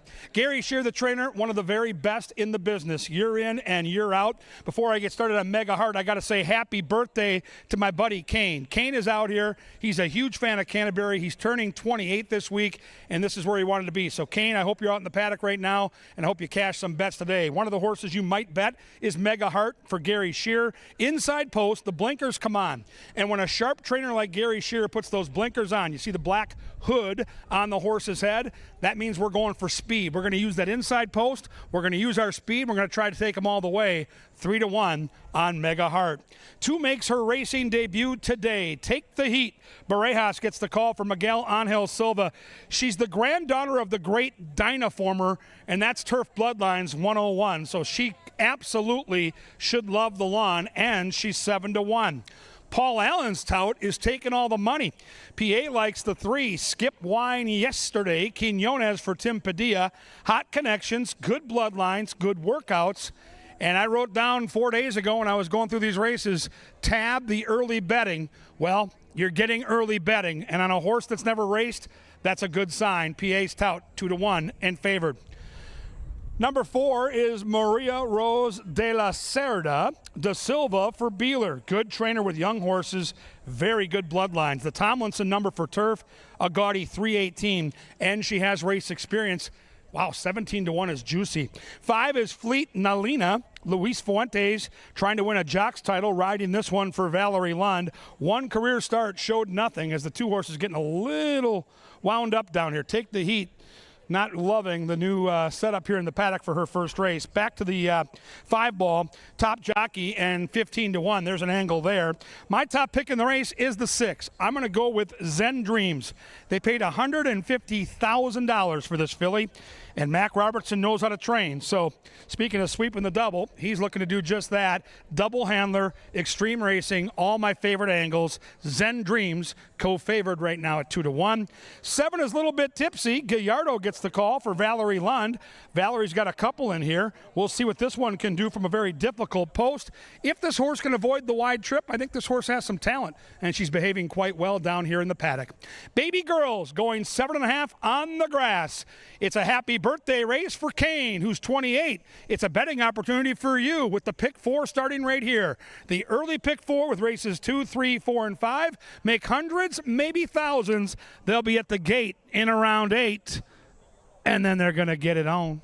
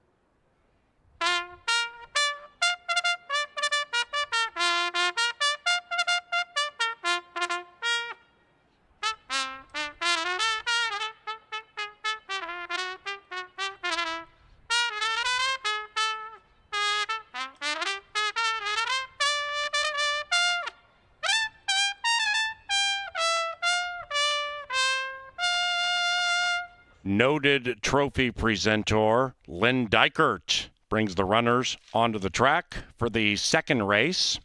We have 2-year-old maidens on a firm turf course, rail all the way in. Pick 4 wagering 6 minutes from now.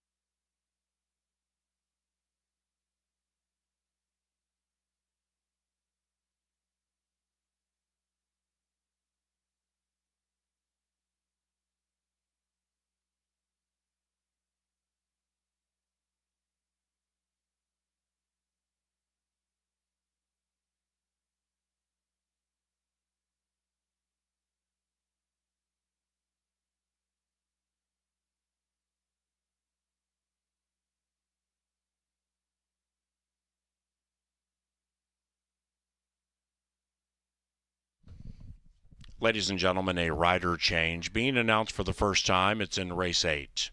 A rider change in race 8. Number 6, Nebraska Gold, to be ridden by Kelsey Haar. Kelsey Haar picks up number 6 in race 8.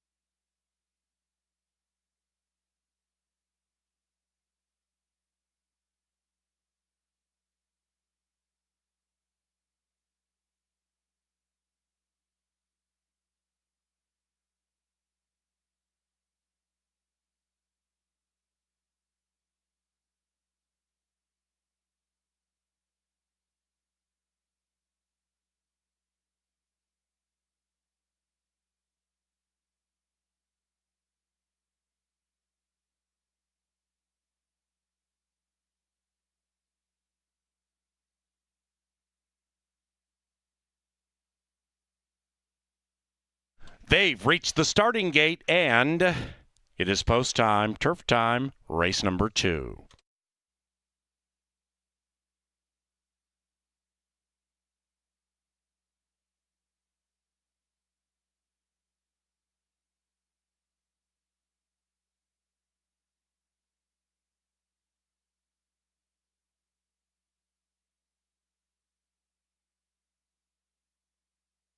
The baby girls get center stage here.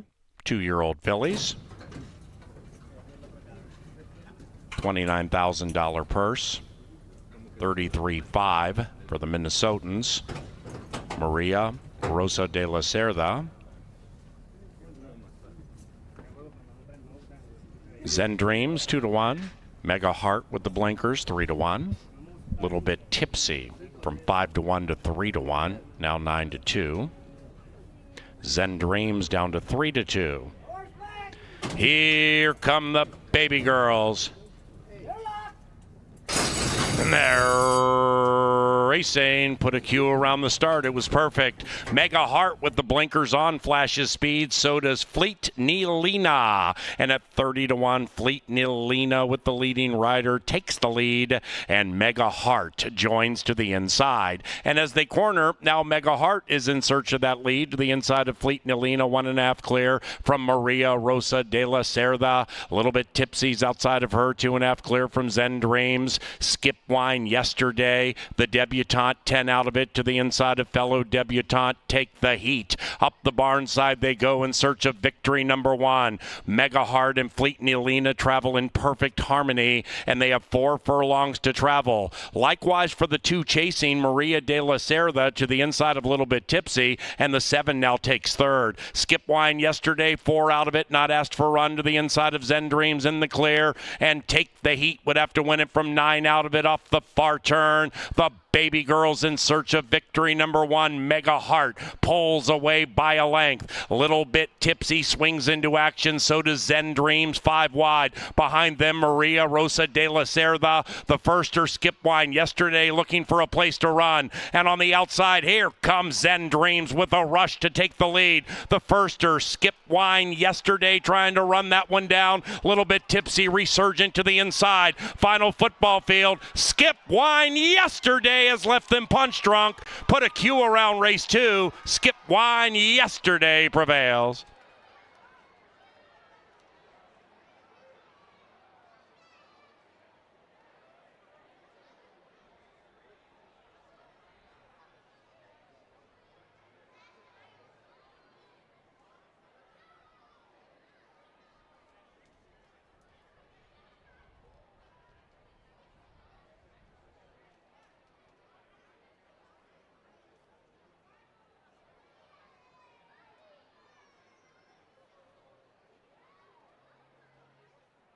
Number 3, Skip Wine Yesterday ran first.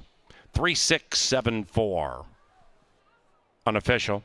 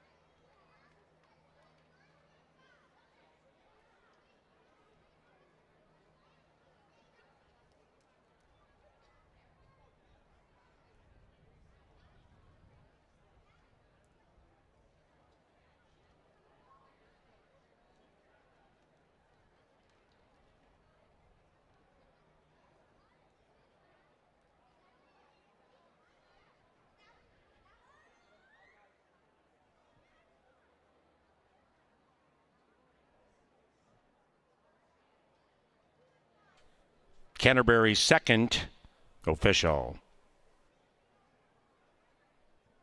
Exacta, $11.70. Trifecta, $26.50 for 50 cents. 10-cent superfecta, $28 and change. First double 4-3, $17.80. Race 3 is 22 minutes from now. Back to the John Deere Dirt for the third. Number 6, Shaman Says, is picked up by Kelsey Haar. Kelsey Haar rides number 6 in race number 3, which is courtesy of John Deere, with a purpose to empower and support the farmer and all of us. Thank you, John Deere.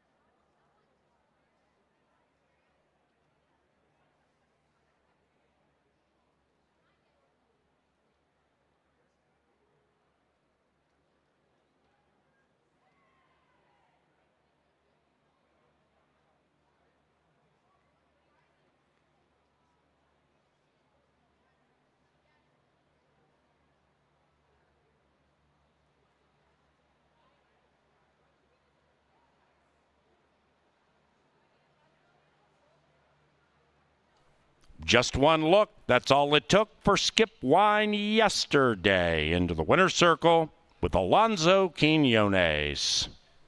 6 wins this week for Alonso, tops in the room.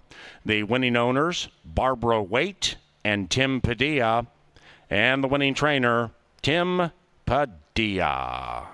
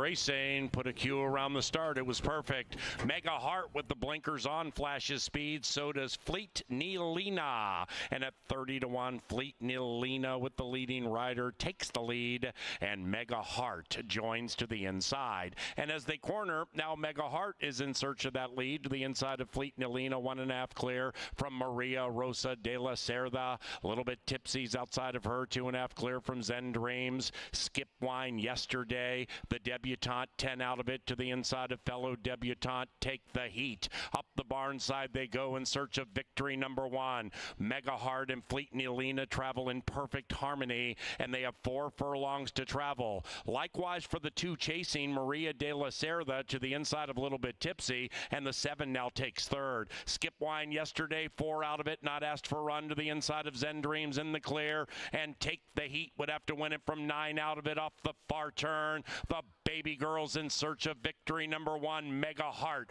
pulls away by a length. A little bit tipsy, swings into action. So does Zen Dreams, 5 wide. Behind them, Maria Rosa de la Cerda, the firster. Skip Wine yesterday looking for a place to run. And on the outside, here comes Zen Dreams with a rush to take the lead. The firster, Skip Wine yesterday, trying to run that one down. A little bit tipsy, resurgent to the inside. Final football field. Skip Wine yesterday has left them punch drunk. Put a Q around race 2. Skip Wine yesterday prevails.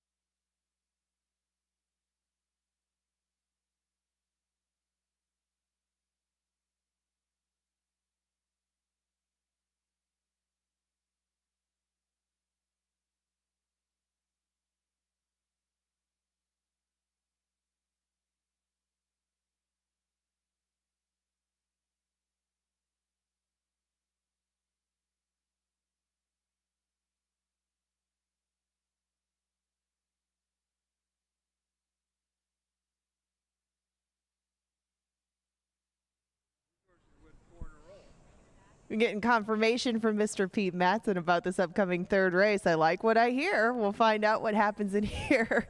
This third race is 6 furlongs on the dirt, and it features some very nice Minnesotans, and one of them is Mr. Pete Matson's General Battle Axe. I suppose that's where we'll begin because I do have him on top. Yes, I do. This horse has been entered in a couple of different spots, but he lands right here. He's a versatile sort, and General Battle Axe will probably have some pace to run at in here. One would think that this is just a very good fit for General Battle Axe considering what he's done lately. He's been going longer. He's been going on the turf as far back as June, but really his better races have been sprinting lately. He's had a couple of seconds behind Superstar Swank and Street Warrior, and those two would take an awful lot of money in here. General Battle Axe has been keeping good company here and against open company down in Florida. It just made too much sense. I had to put him on top, but Win Trip is looking to keep that win streak going as he steps up from claimers into state bred allowance, but he's deserved that trip after, again, 4 wins in a row. He's looking to make it 5 with Serafin Carmona in the saddle. This was Paul Allen's choice in here, and after seeing them come out here, I definitely like the looks of General Battle Axe, but Win Trip looking good too as he makes his way around. He was your morning line favorite, and this one has done all of his better work this year since developing a bit more of a stalking style. He had shown very good speed as a youngster, but is relaxed in his age, and Win Trip has been, again, hitting on all cylinders all meet long. Thinking About Drinking is making start number 4.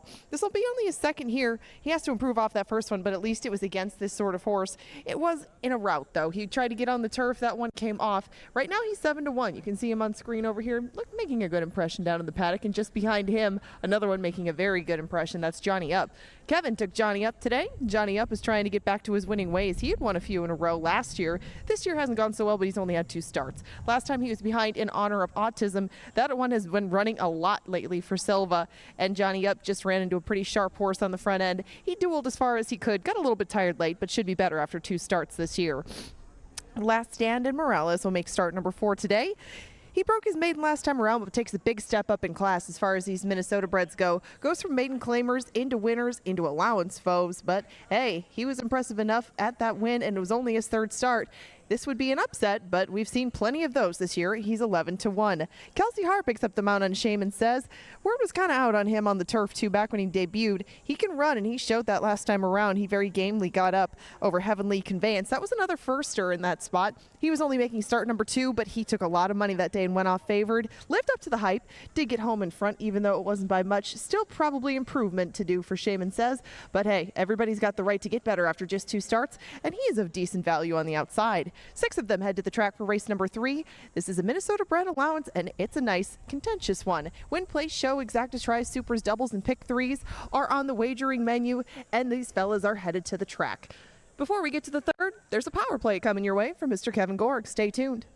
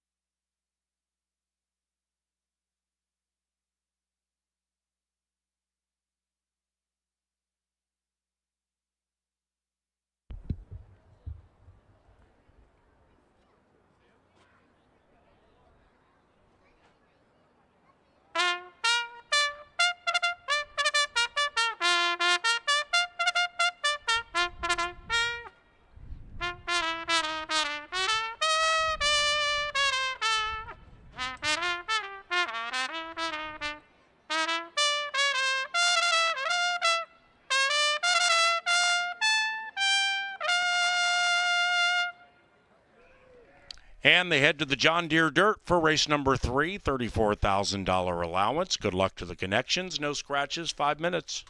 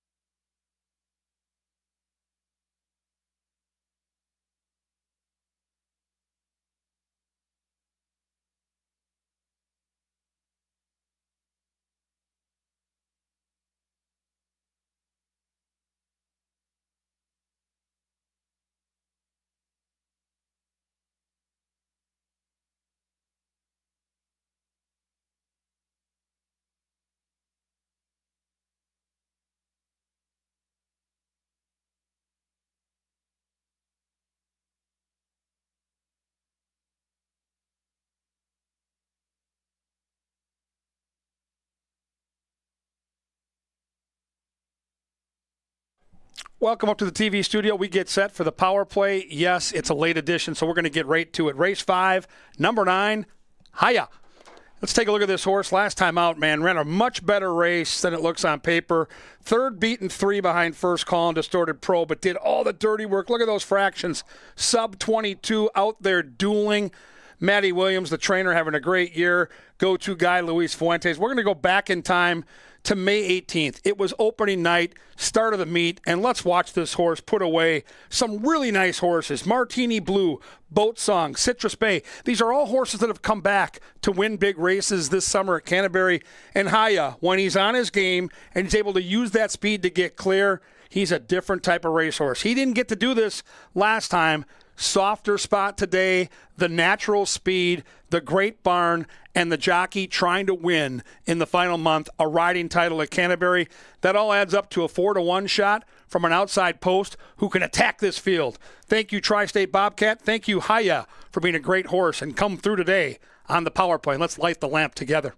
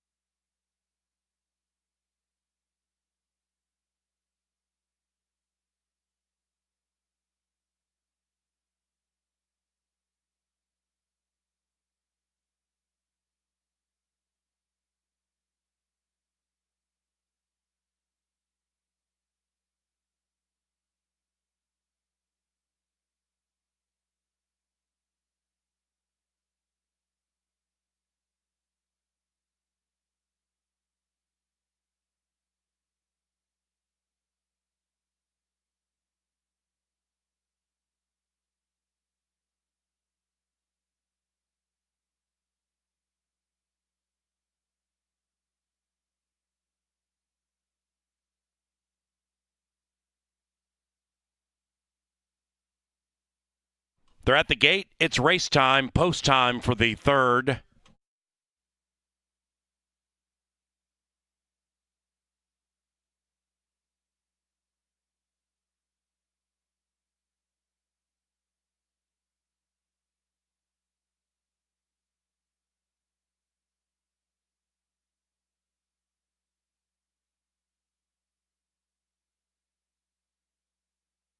Into the gate for the third. Johnny Up, 8-5 in favored. Been favored every click of the win wagering journey. General Battle Axe, 2.5-1. Win Trip, 3-1. Shaman Says goes in. And they're racing. Win Trip won the start. The 2 looks to take the lead, but now has been overtaken by Last Stand, who is first horse. And it's Last Stand at 30-1. Galloping clear by 3, Last Stand. Win Trip in a battle for second right now with Shaman Says, who's advancing to the outside. Now Win Trip all of a sudden about 7 lengths 8 from the lead as Shaman Says goes into second. Then it's Thinking About Drinking. After that, General Battle Axe and Johnny Up is 12 lengths rearmost off the far turn. It is Last Stand and Roberto Morales leading it by 5. Shaman Says a clear second. Win Trip at 2-1, trying to win 4 in a row from 9 out of it, and to the inside of General Battle Axe. Then it's Johnny Up, and Thinking Bout Drinking has gone back to the rear, and now they head for home. And Last Stand drifts out significantly. Last Stand leads it from Shaman Says. Right behind that one on the inside, Win Trip is closing. Likewise for General Battle Axe, splitting them all at 2-1. General Battle Axe and Win Trip. General Battle Axe chopped them all down.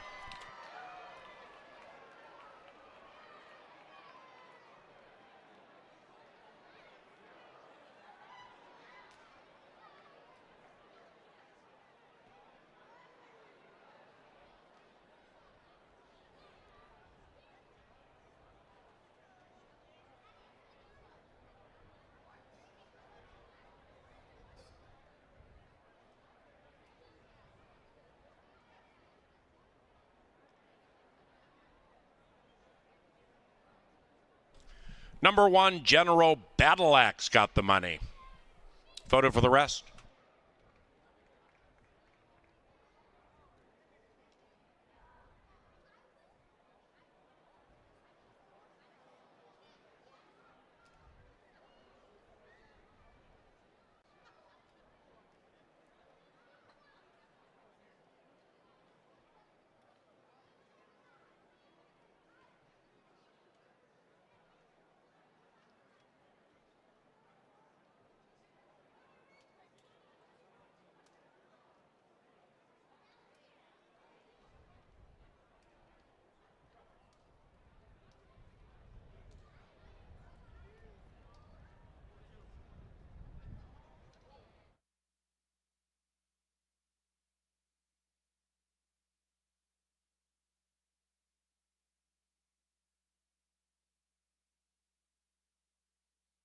The numbers: 1,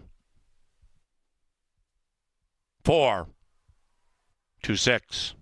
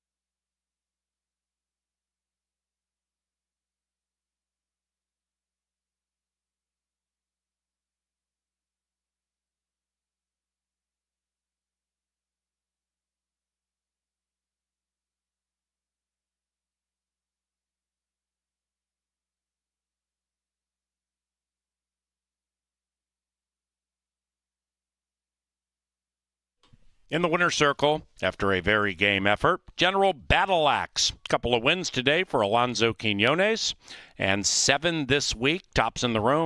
The winning owner, Pete Matson. The winning trainer, Tim Padilla. 2 wins today for trainer Tim. General Battle Axe is a 3-year-old bay gelding by Commissioner.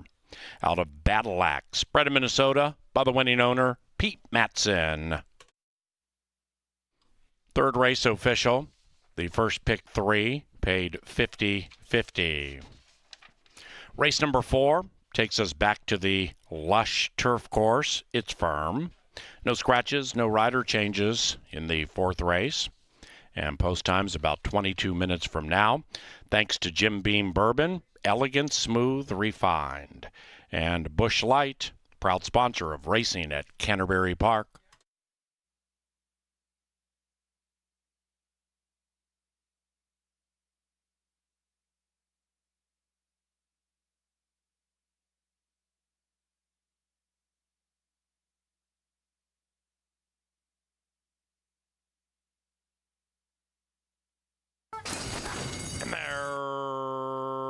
racing. Win Trip won the start. The 2 looks to take the lead, but now has been overtaken by Last Stand, who is first horse, and it's Last Stand at 30-1. Galloping clear by 3. Last Stand. Win Trip in a battle for second right now with Shaman Says, who's advancing to the outside. Now Win Trip all of a sudden about 7 lengths 8 from the lead as Shaman Says goes into second. Then it's Thinking About Drinking. After that, General Battle Axe and Johnny Up is 12 lengths rearmost off the far turn. It is Last Stand and Roberto Morales leading it by 5. Shaman Says a clear second. Win Trip at 2-1, trying to win 4 in a row from 9 out of it, and to the inside of General Battle Axe. Then it's Johnny Up, and Thinking About Drinking has gone back to the rear, and now they head for home, and Last Stand drifts out significantly. Last Stand leads it from Shaman Says. Right behind that one on the inside, Win Trip is closing. Likewise for General Battle Axe, splitting them all at 2-1. General Battle Axe and Win Trip. General Battle Axe chopped them all down.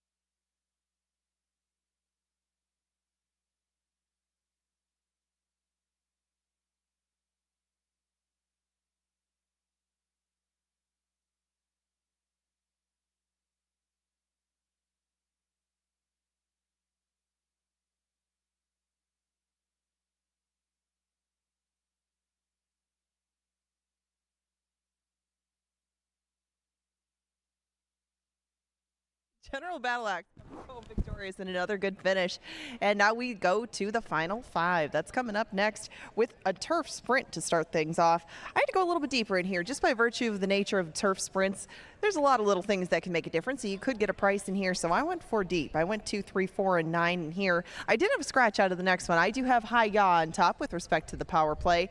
And I did use 3 and 9. Scratch Central Park out of there made a big difference, I thought. But I'm going to go ahead and single total surprise. Now the scratches in race number 6 definitely do not help him as much as they help some of the other speed horses in there. But I had to take a stand somewhere, and either it was ending up with a lot of pace types or just settling in on him. Now I used a few just a couple in race number 7, 2 and 6, and a few in the last in 2, 4, and 7. We'll wrap up that pick 5 ticket. It's not expensive. You can add and subtract as you wish, but if you do want to do your pick 5, that's a 50-cent minimum, 10% takeout wager. You can structure it like mine. You can use more horses. You can use less. That'll dictate the cost of it, but it is a 10% takeout wager. We take less, you get more back, and it starts here in the 4th. So, Kevin, let's talk a little bit more about the opening leg of this pick 5. It's the final 5, and starts at 5 furlongs. We'll start with Palace Attained on the inside. Some of these 5 furlong turf sprints do contain a lot of pace. I thought that this was one of those. Palace Attained should be part of that, definitely.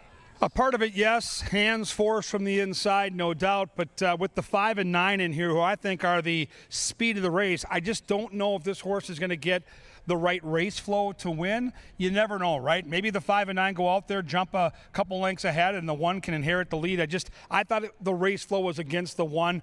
I think the race flow might favor the 2. This is Paul Allen's horse. He made a nice case for this horse in our pre-race show today at the races. We talked about the 5 and 9 and maybe the 1 getting involved early. This 2 could fall into a really good trip. He usually does fire his honest race, and even if that doesn't end up on top, he's a horse that you can use in other plays. We have other options. When we talk about vertical plays, we talk about exactas, trifectas, and superfectas. You can use Cinco Majestic in any of these. I think he's very, very usable because he is so adaptable. Speed-wise, trip-wise, doesn't seem to matter to him. He just shows up. And Jackson Action, just to his right, maybe, I don't want to say one-dimensional, but needs a little bit more to run at. And 5 furlongs, sometimes it can be very difficult to get up, but Jackson Action really has a knack for it.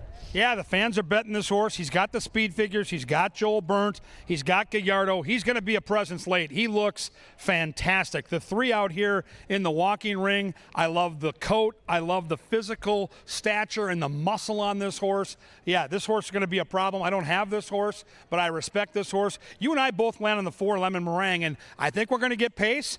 We love Serafin Carmona. This horse can win. Yeah, 5 furlongs on turf has been a good mix with Lemon Meringue. And Jeff and I were talking a little bit before the races that I thought Miguel Silva might have a pretty good day, and he has some pairs in here. And Lemon Meringue is one who doesn't usually get bet. That was the more appealing part of him, too. This horse usually is a pretty healthy price. Right now, he is 4-1. He just walks behind us now. Little thing, and Lemon Meringue has used that closing kick to pick up some pieces going 5 furlongs on the turf. We find out how much pace he gets to run at today, but I thought it would be a good amount. 4-1 is pretty square. Yeah, fair price, not 8-1, but fair price nonetheless. The 5 horse is a horse I really came close to making my top pick. With the presence of the 9, I just didn't know if there'd be a breather for this horse. But I think Johnny Bigani has a bunch of talent. This Minnesota bred can run. I think he's going to love the turf. He's certainly bred to adore it by Sky Mesa. Valenzuela is a speed jockey. So I really think 5-1. If you're playing those big races, the superfecta style or trifecta, those verticals, I would include the 5. What do we do with the 6, Ange? We got Arvuz Taboo here, who, yes, is 1 for 24, but always seems to get in the mix. And he's only tried the turf a couple of times. He's very quick. I just thought that he landed between horses that would push him right along. If he wanted to go up there and try to set some sort of pace and relax, it's just not going to happen here, I didn't think. But Arvuz Taboo should be up there and crackling along on the front end, along with a couple others, maybe Johnny Bigani just to his inside. But Justin Azteca to his outside shouldn't be far behind either. Yeah, big class drop for this 7. This 7 has faced much tougher competition. Has speed, but again, the race flow worries me. I'm not sure this horse is going to get the right race flow. Not a Dance is the 8. Ooh, the Wolfgang. They seem to pop once a summer at a price. Ange, any chance this horse can sit off and make one big run? Only one turf try. That's, I guess, the main concern for me. Not what kind of setup he's going to get. It's just whether or not he wants 5 furlongs on the grass. Some others in here seem to be a little more specialized at it. We find out if he takes to it. Happy Hour Bobby is sneaky. Outside post. This horse not really getting bet. 4-1, right at that morning line. Love the post. Love the way the jockey's riding right now. The queue is on fire. Oh, I'm sorry. His better his better races have not been on turf, but he has shown speed in those. The outside post should help things along. Alonzo Quinones is riding pretty well right now. All right, it's Final Five time, guys. The pick five, the final 5 races, your chance to run the table, make hundreds, maybe thousands. We've got all kinds of great betting options. We've got a turf sprint. It's race 4, and it's all coming up and coming at you next.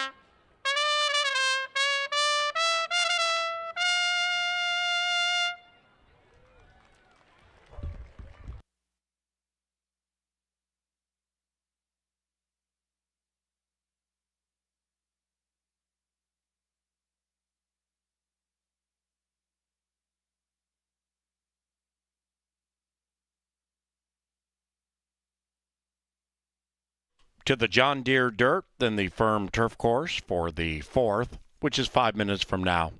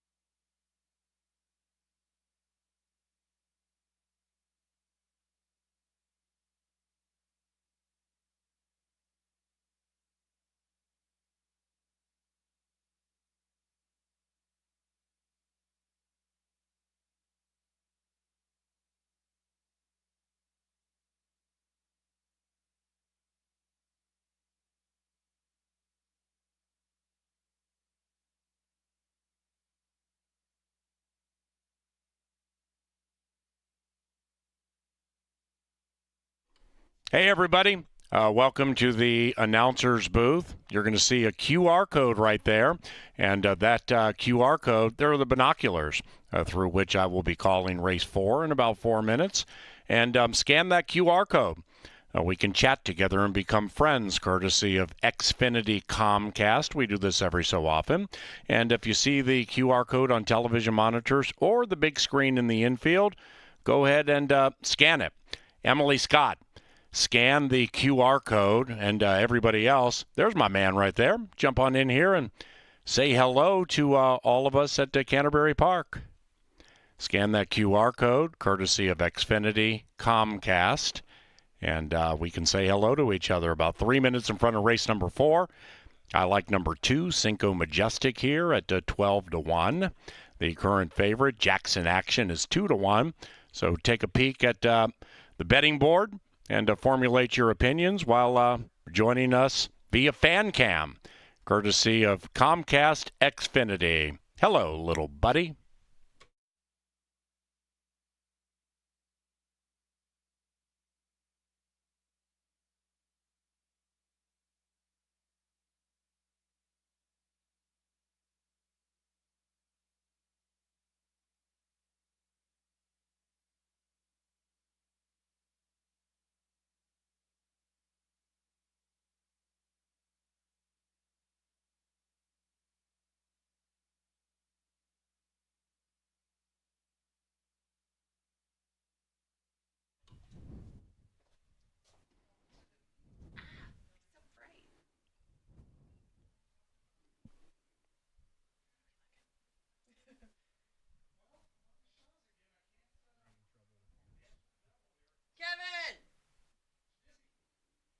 What's going on, little buddy?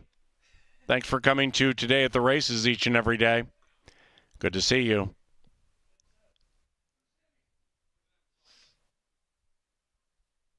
Oh, that is Sammy.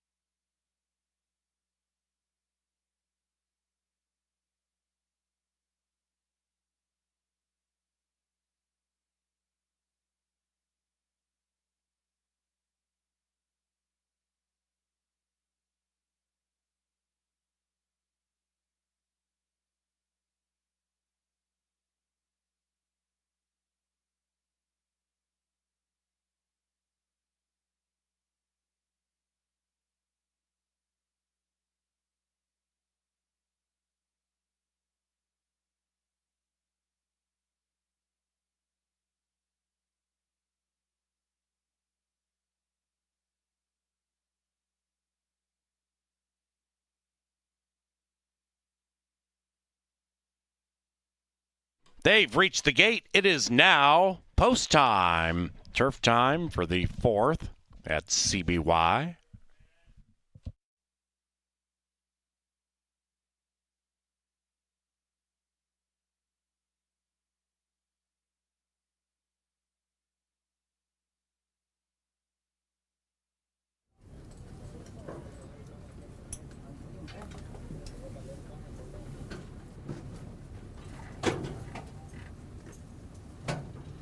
To the turf, and they dash.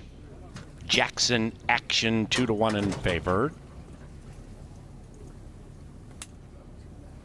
To back, Not a Dance, and Happy Hour Bobby and the Hot Jock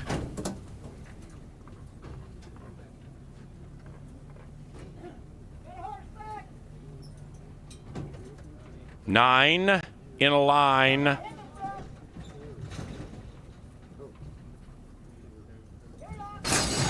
And they're racing. Happy Hour Bobby caught a flyer on the outside and zooms to the early lead. The bookenders go 1-2. It is Happy Hour Bobby and Palace Attain to the inside. After that, we come back about 3 lengths to Cinco Majestic to the inside of Jackson Action. That one's on the move with Johnny Bigani. And outside of that, Justin Azteca's beginning to close in. Up top, Happy Hour Bobby, 2.5. Then we come back to Arvus Taboo, 8 lengths from the lead. Lemon Meringue, second last running on. And the one at the tail is Not a Dance, and they head for home. Happy Hour Bobby trying to provide Q with 3. Happy Hour Bobby leads at 1 and change. Palace Attained. Outside of that, Johnny B. Gani's finishing interestingly. Then we come to Jackson Action. Nobody's beating Bobby. Holy cow. Big effort by Happy Hour Bobby. 3 for Alonzo Quinones.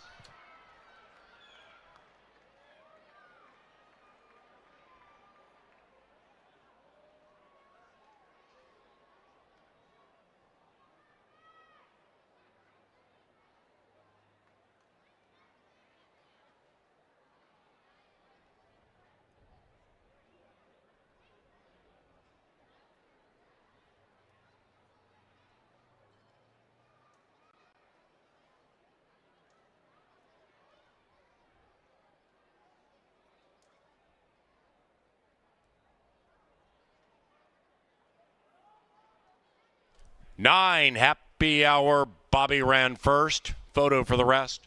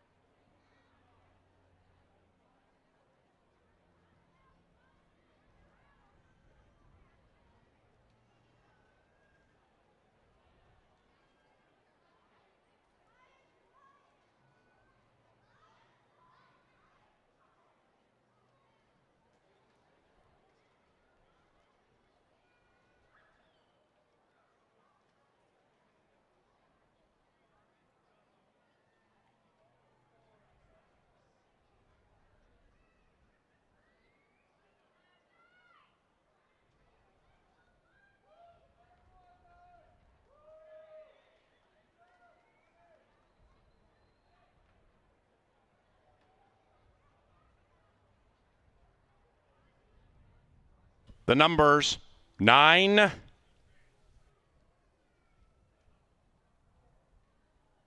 4, 5, 3. 9-4 exacta, 9-4-5 trifecta, 9-4-5-3 superfecta.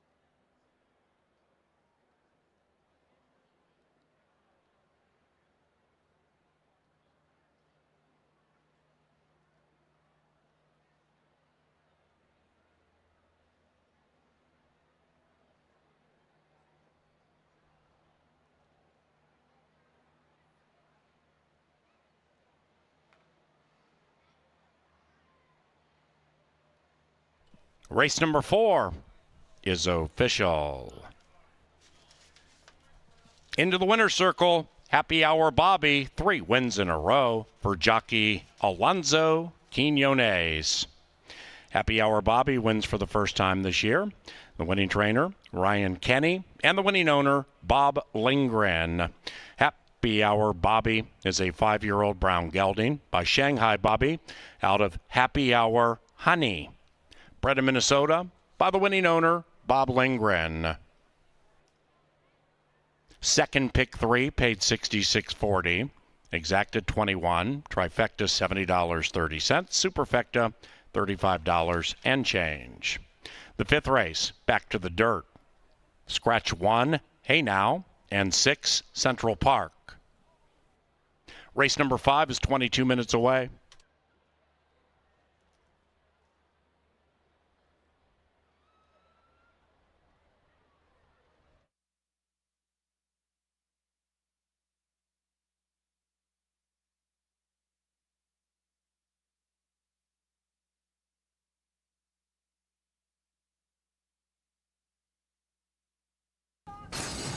And they're racing. Happy Hour Bobby caught a flyer on the outside and zooms to the early lead. The bookenders go 1-2. It is Happy Hour Bobby and Palace Attain to the inside. After that, we come back about 3 lengths to Cinco Majestic to the inside of Jackson Action. That one's on the move with Johnny Bigani. And outside of that, Justin Azteca's beginning to close in. Up top, Happy Hour Bobby, 2.5. Then we come back to Arvus Taboo, 8 lengths from the lead. Lemon Meringue, second last running on. And the one at the tail is Not a Dance, and they head for home. Happy Hour Bobby trying to provide Q with 3. Happy Hour Bobby leads at 1 and change. Palace Attained. Outside of that, Johnny B. Gani's finishing interestingly. Then we come to Jackson Action. Nobody's beating Bobby. Holy cow. Big effort by Happy Hour Bobby. 3 for Alonzo Quinones.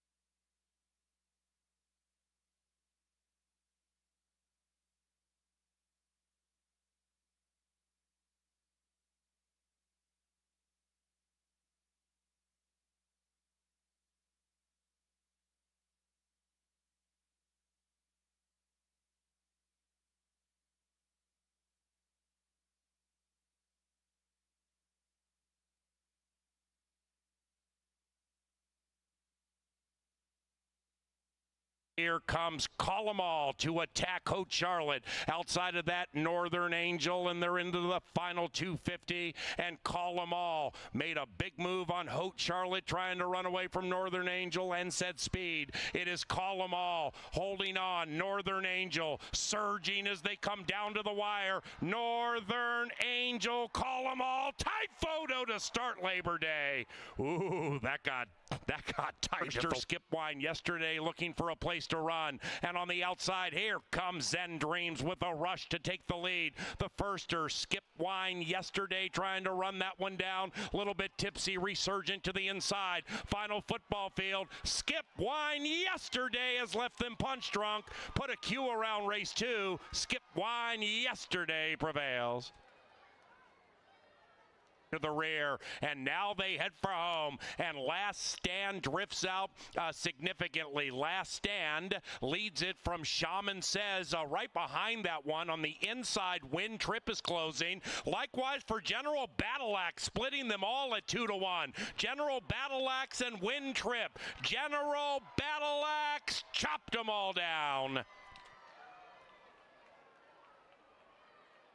Bobby trying to provide Q with 3. Happy Hour. Bobby leads at 1 and change. Palace attained. Outside of that, Johnny B. Ghani's finishing interestingly. Then we come to Jackson Action. Nobody's beating Bobby. Holy cow. Big effort by Happy Hour. Bobby. 3 for Alonzo Quinones.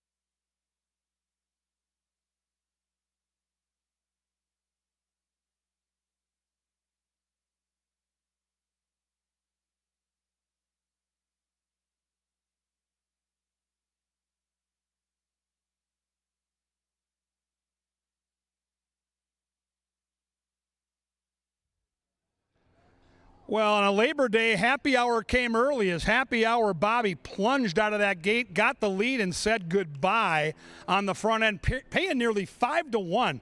Well done indeed. The queue stays hot. Boy, if you see Alonso Quinones in your program riding a horse, you know you're likely going to get a really good ride right now. Doesn't guarantee victory every time, but boy, is he seeing the ball right now. Want to say hello to Molly Eustace and her family here. I coached Molly way back in the day at Mounds View, one of the all-time great softball players in the Metro. That kid could play. I'm telling you right now, what an athlete. Let's handicap some of the equine athletes that'll take to the track here in race number 5, 6 furlongs. Really attractive allowance optional claimer. And I love races like this because these are the hard knockers, the talented sprinters that go out there and battle every couple of weeks. We got a couple of scratches, so we'll start with number 2, Happy Dancer.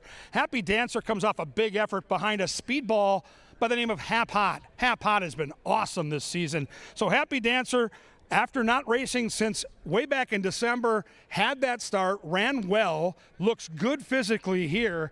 And this tells you what a good betting race this is. This horse in a lot of races would be favored, and you're getting 4-1 on a super talented horse named Happy Dancer. Number 3 is the old 10-year-old Minister of Soul. Career start number 72 for this guy, and he has faced better competition. Look who he's run against this year. Horses like the Alligator Hunter and Tony's Tappet. If he's feeling good, and they gave him a little extra time off since his last start now, he's been off since August the 8th, so we're talking about nearly a month resting. Minister of Soul is one of those horses that could sneak up and bite us at 12-1.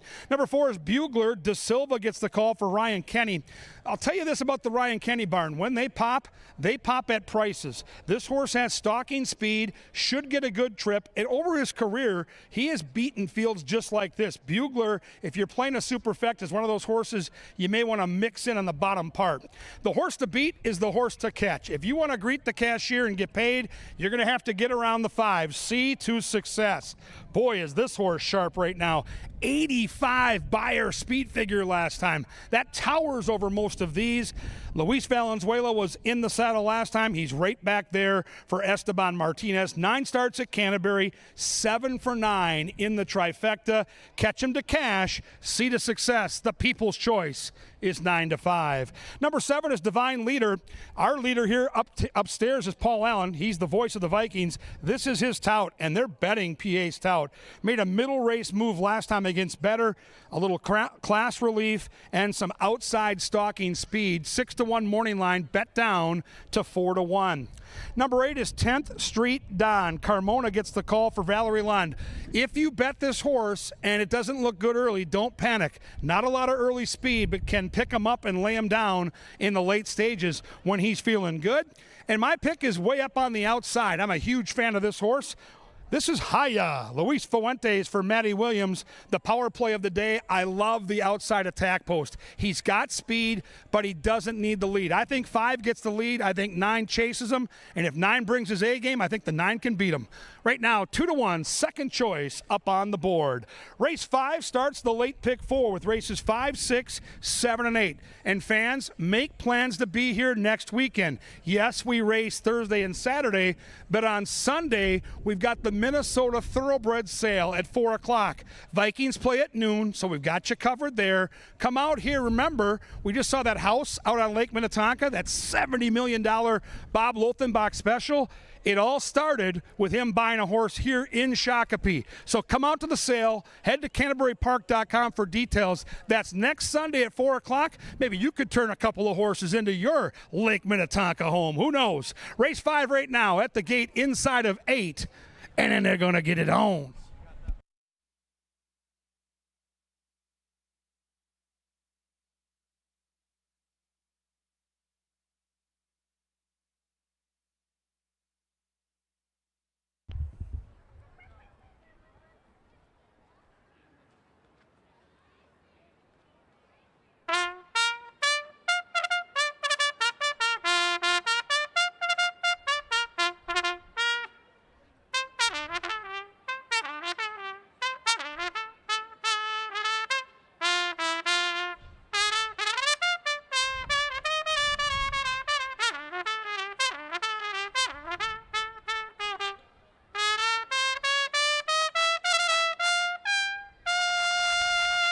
Lynn Dykkert's call to the post brings them on to the John Deere dirt for race number 5. 50-cent pick 4 wagering on the final 4 live races. Pick the winners of races 5 through 8 and hit the pick 4. Here in race 5, scratch numbers 1, Hey Now, and 6, Central Park.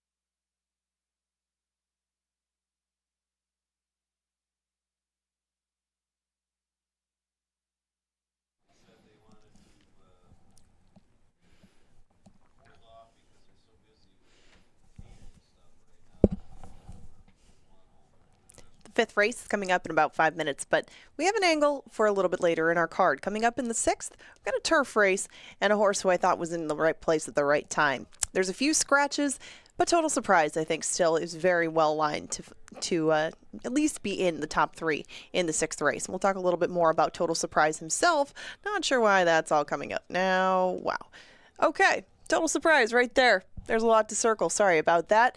But this horse was claimed 4 starts ago, and he was claimed for $7,500 out of a win. Now, since that time, he's raced only once on the turf. That was the one circled up here that we're going to take a look at. He won it by a length, and he did it over Coastal Waters. Now, looking at the stretch run, it'll be a little bit better demonstration of how Total Surprise runs, and I thought that he was in a good setting. There's a lot of horses in here who do have pace, and Total Surprise can come from just off it. This is a chart of that last race that I was just talking about, and you can see different things. There's italics. That means that the horse won its next start. That's Coastal Waters. And there's also bold on a couple of other horses who are in this race. That means that they're also entered again today against Total Surprise, and Total Surprise did manage to beat them. Another horse in this group, Outrun 'em, also came back to win, even though he did that on the main track on Thursday. Now, Total Surprise's last race is right here. You can see the clump of horses up front, including Shut Up Michael, who was in the spot, Vitali, and some other ones who I think will probably set a similar pace to the one that he'll see today. Total Surprise was just behind them, but Total Surprise just needed to find a clear way out. This is him getting out to about the 4 path, and even though there's another horse coming on the outside, that's Coastal Waters, who comes back to win. Total Surprise manages to get up between when it kind of doesn't look like he has as much momentum as the outside horse, but Total Surprise has really caught on to this sort of thing with a stretch fight, and he manages to come out in front at a big number. That big number probably isn't going to be in play today, but his record, his style, and the field that he's up against makes Total Surprise the angle for today.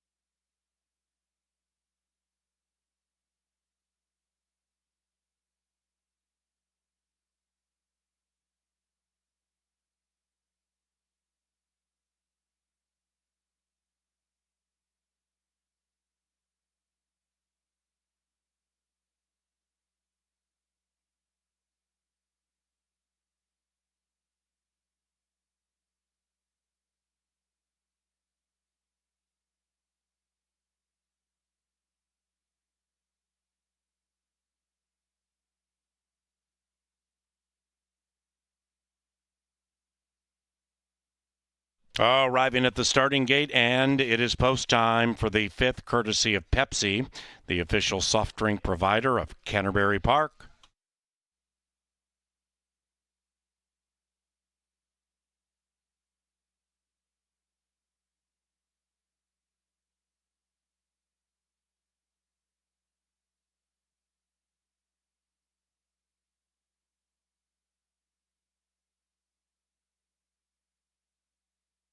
And they're moving into the gate.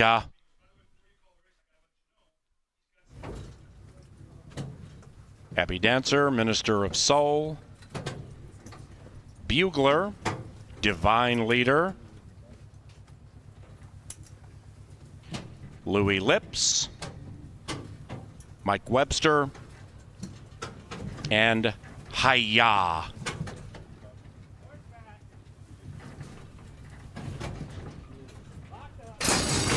And they're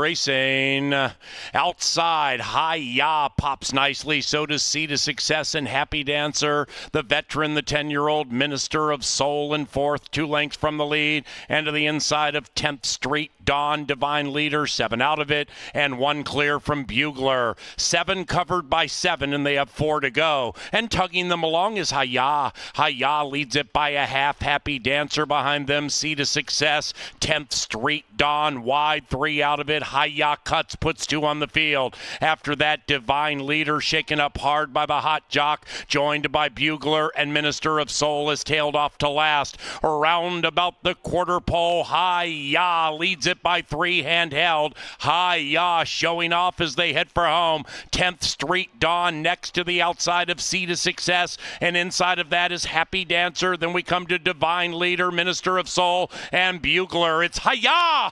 Hi-Ya leads it with 1:25 to go. Hi-Ya from 10th Street, Dawn, and Hi-Ya is home and cooled out.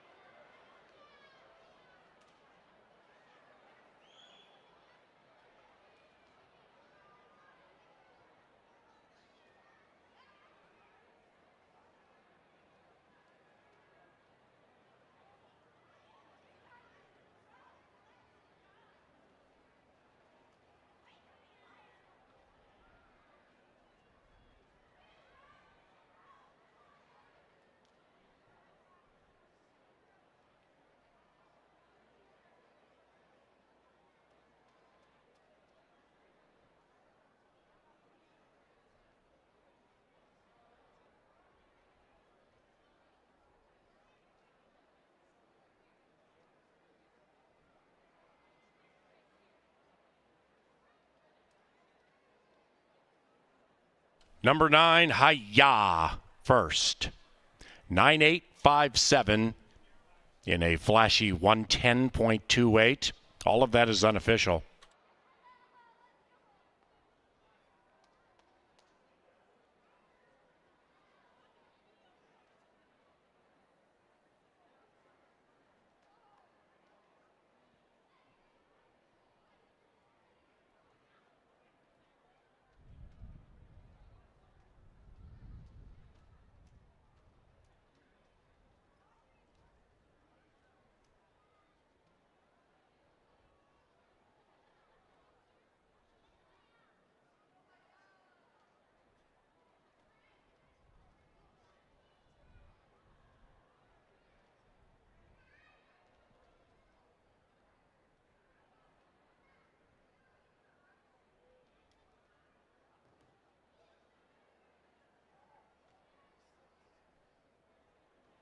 Fifth race, official. The first pick 4 paid $150.70. And today's first pick 5, $575.65. Race number 6 is 20 minutes from now to the turf, which is firm. Scratch numbers 2, 9, and 11. Race 6, scratch numbers 2, 9, and 11. Up to the winner's enclosure, it's Hi-Ya. and Luis Fuentes. The winning owners, Tyler Bowen and James T. Williams. The winning trainer, Matt Williams.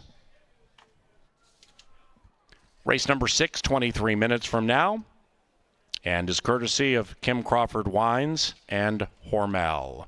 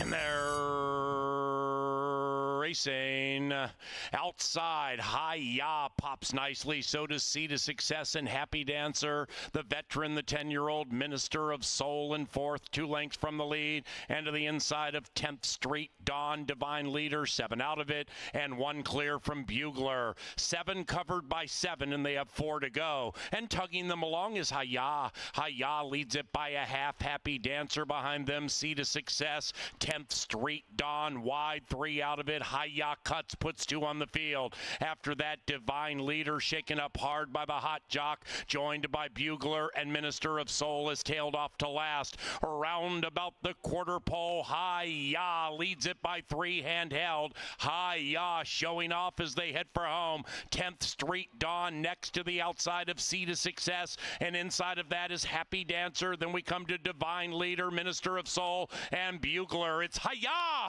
Hi-Ya leads it with 125 to go. Hi-Ya from 10th Street, Dawn, and Hi-Ya is home and cooled out.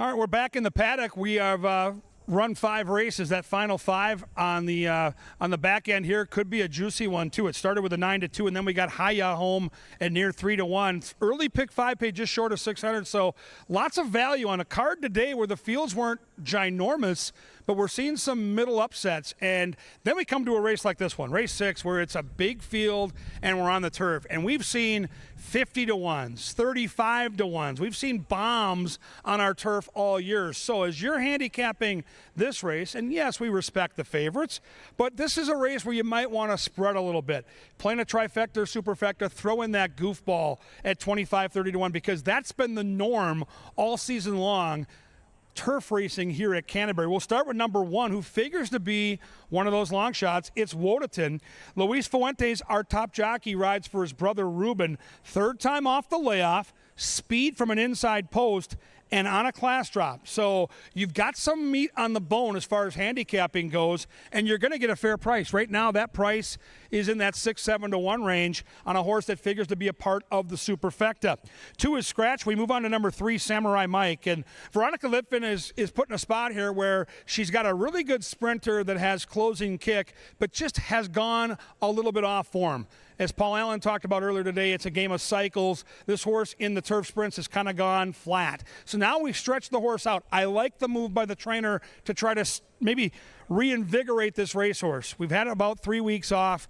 We know the horse has good kick going shorter. Now can the horse stretch out and do something special today? Number 4, I think when the dust settles, will be the favorite. And like I said, I respect the favorite here. I just thought this was a race to try to beat the favorite. Total surprise is Matt Williams, great trainer. We got G-Rod in the saddle. We've got good speed figures. We've got a horse that can sit off the pace and pounce.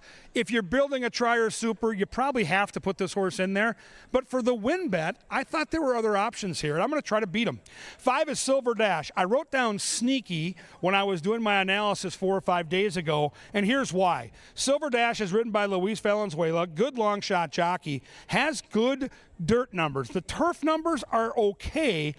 Sans June 8th. If you go back to early June, that 70 figure is as good as anybody in this field. And with stalking speed in a race where there's just a couple of speed balls, Silver Dash could find himself in a very good position. And turf racing is different than dirt. It's all about saving energy and saving ground. So I kind of feel like this horse can use his natural speed to get up close to the lead, doesn't need the front, and when they turn for home, could have a good position to make some hay here, especially at double digits. So I'm going to mix him into my tries and supers at 11-1. Skippy Strike is trained by Caitlin Bedford, ridden by Chad Lindsay. These connections don't get bet, and this horse is good enough to win. Canterbury Turf, start number 30 for the 10-year-old. That's right, 30th start on our grass course. 5 wins, 5 seconds, 7 thirds. So you know the horse fits, and the horse certainly has a chance. My top pick in the race is taking all kinds of betting. 8-1 morning line for Troy Bethke and Karen Offerman with North Arm Bay. Eduardo Gallardo is the pilot. He's really good. And the horse, when he wins, tends to pay a price. His last 2 wins here at Canterbury, 7-1 and 13-1. He's got closing kick.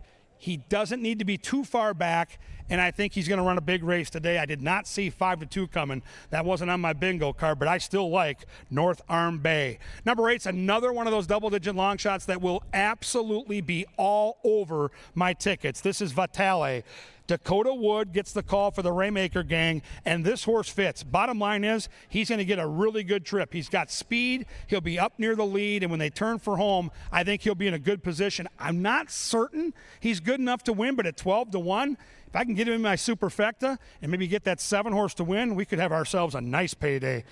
Number 10 is Mountain Pine. This is Paul Allen's selection, and this horse really benefits by the scratch of the 11. The 11 was the confirmed front runner that could wreck things on the front for the 10. Now Mountain Pine might have the front to himself, and boy, does he make a good impression physically in the paddock. Expect speed and expect Mountain Pine to be the horse to catch when they turn for home. Wonderful betting opportunity here in the 6th. Wide open turf race. Who do you like?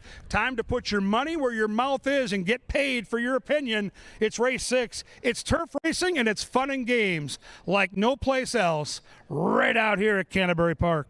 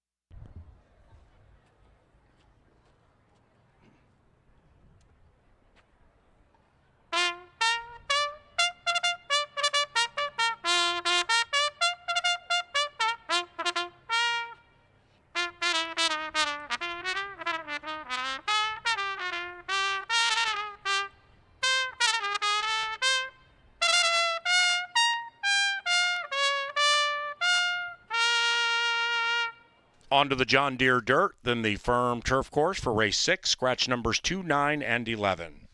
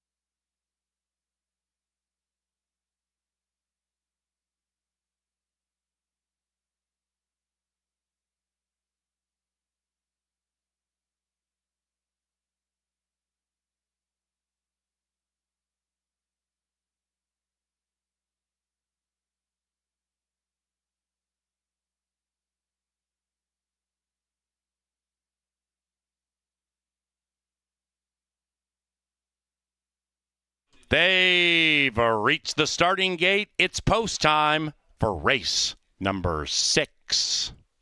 Total surprise, 2-1.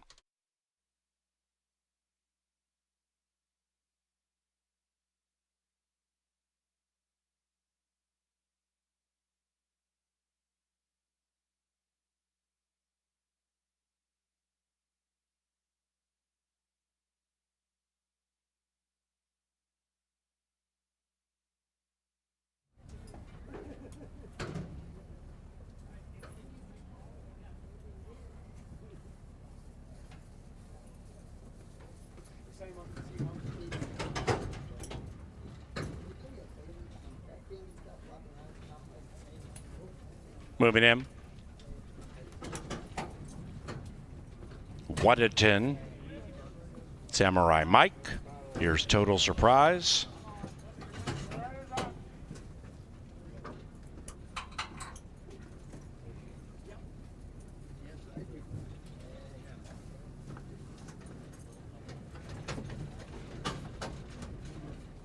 One out. Vitali. They set.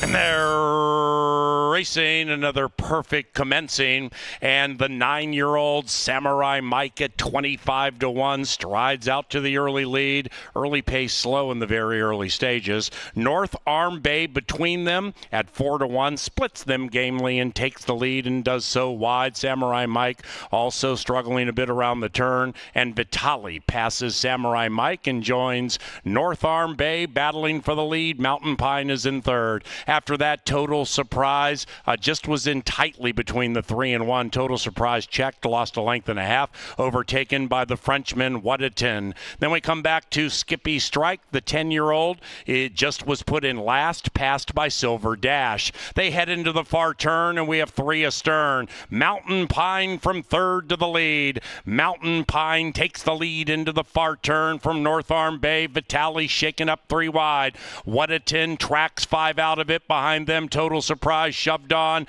and about 7 lengths from the lead. After that, we have Samurai Mike fully extended. Skippy Strike, the 10-year-old, is running on from behind, and Silver Dash is in last. Mountain Pine has been collared by North Arm Bay. Outside of that, Wadatin on the far outside is Skippy Strike.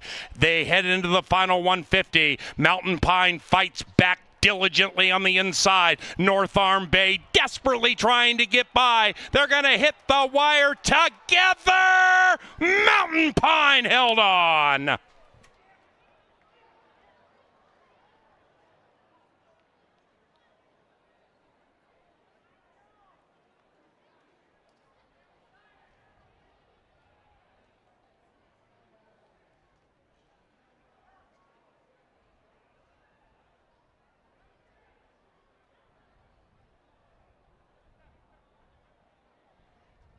Photo finish.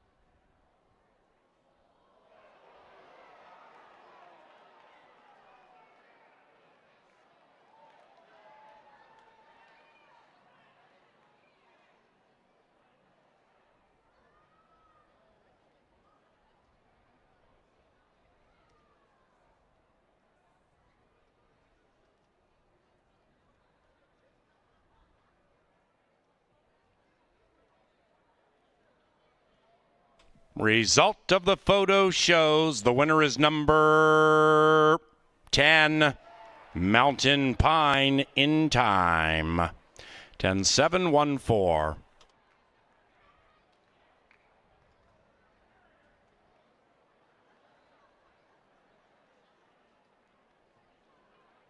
Ladies and gentlemen, we have a jockey's claim of foul that does not involve the top two finishers. 10 and 7, clear of any potential change. The rider of number 8, Vitali, Dakota Wood, is claiming foul against Luis Fuentes, indicating around the final turn, nearing the top of the stretch, Waditin, number 1, fouled Vitali, costing the 8 a better placing. So the third place finisher is under scrutiny. Stand by.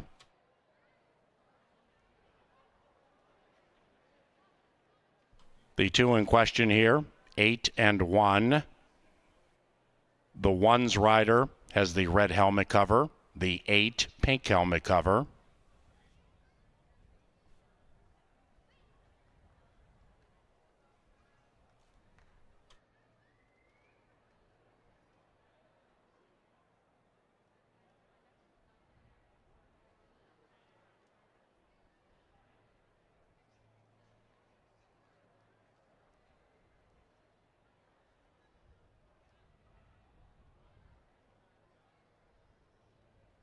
Eight and 1, the two at which you were looking.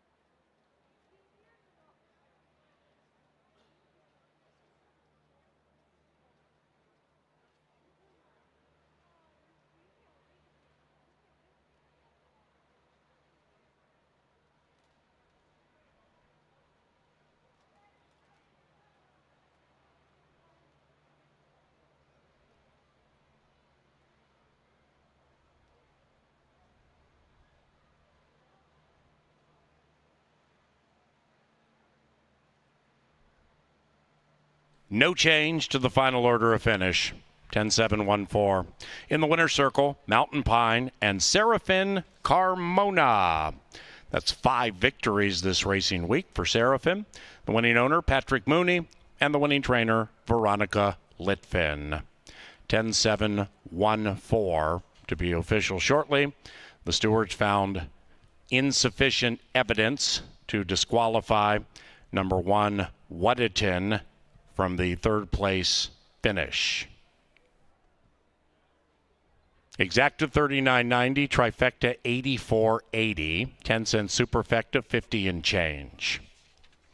Race 7 is the Labor Day penultimate to the John Deere Dirt, scratch number 4, General Crook.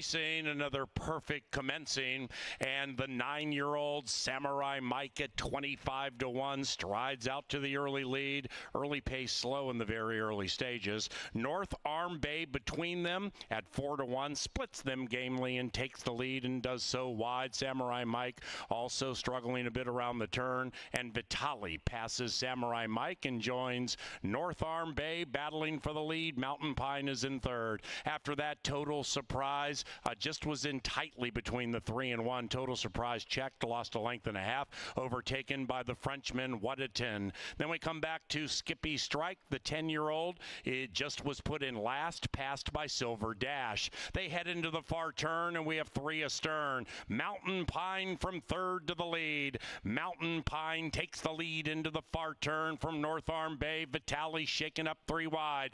Wadatin tracks 5 out of it. Behind them, Total Surprise shoved on and about 7 lengths from the lead. After that, we have Samurai Mike fully extended. Skippy Strike, the 10-year-old, is running on from behind, and Silver Dash is in last. Mountain Pine has been collared by North Arm Bay. Outside of that, Wadatin on the far outside is Skippy Strike.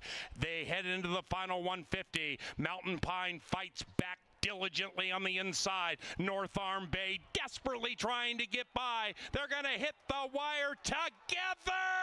Mountain Pine held on.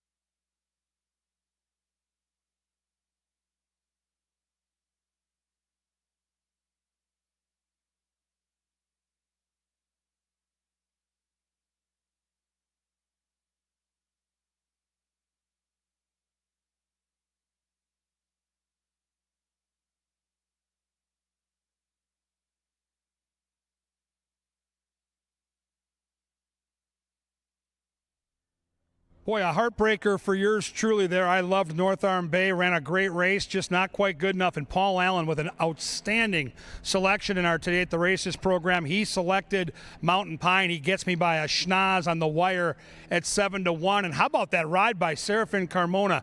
Horse is a speed horse, gets left out of the gate, weaves his way through traffic, gets down to the rail, and finds a way to win. This kid has had a heck of a summer. Real rising star in the saddle. Congrats to him and Veronica Litfin for that win on Mountain Pine.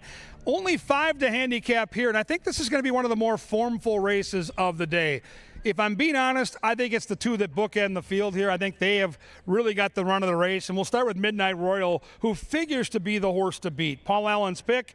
Paul's hot right now. He's got a class dropper for David Van Winkle. Chad Lindsay's the go-to rider in the barn, and frankly, he's just faced better competition. Last time out against Found Jordan, that horse came back to lose a photo in a big stakes race over the weekend. Before that, it was Win Tripp, who had won 4 consecutive races. So Midnight Royal on the class drop. The only cause for pause for me is he's a big-time closer. Doesn't have a lot of natural speed, and this race is really void of speed, but he's going to be there when the real running starts. Number 2 is Preparedness for Kelsey Haar. Comes off a day where she won 3.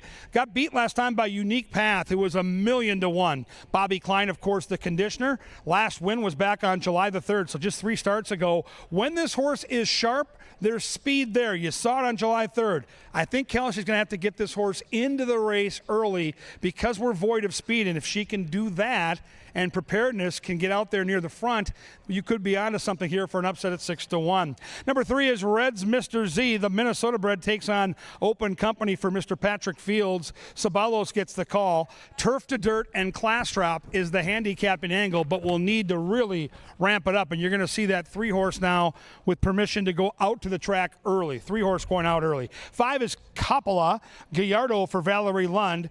Another horse that has no speed. That's kind of the trend as I look at this race. One by one, I just don't see a lot of front markers in this race. Coppola is going to be off the pace in 5-1. And I'm going to land on number 6, El Tomate. Barejas for Miguel Angel Silva. This is the horse that I believe, with the scratch of the 4, inherits a really good position. We'll see what Kelsey does with Preparedness, but I think the 6, that good-looking gray in the paddock, is going to be out there turning for home with the lead. And if that's the case, we'll take our chances with Mr. Barejas. Fun race to handicap, late daily double, the final 2 on a beautiful Monday afternoon. It's race 7. The horses have left the paddock. Soon they'll be greeted by the main track and the bugler, Sir Leonard Dykert, with the call to the post.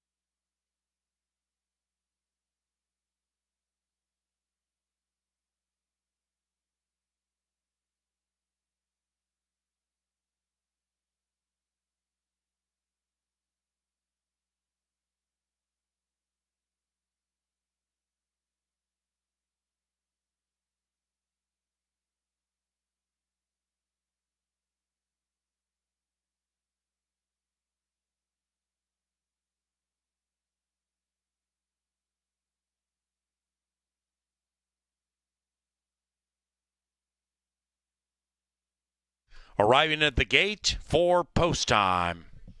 Parents, don't forget following race 8. The kids run on the racetrack.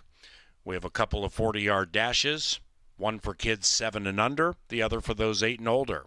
That'll be about 10 minutes after race 8.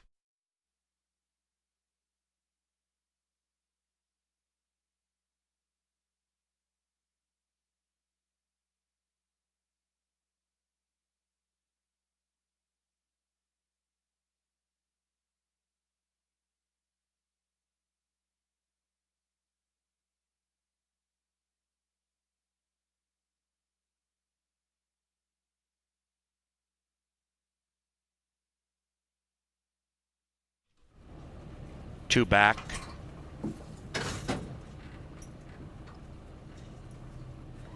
One out. Two back.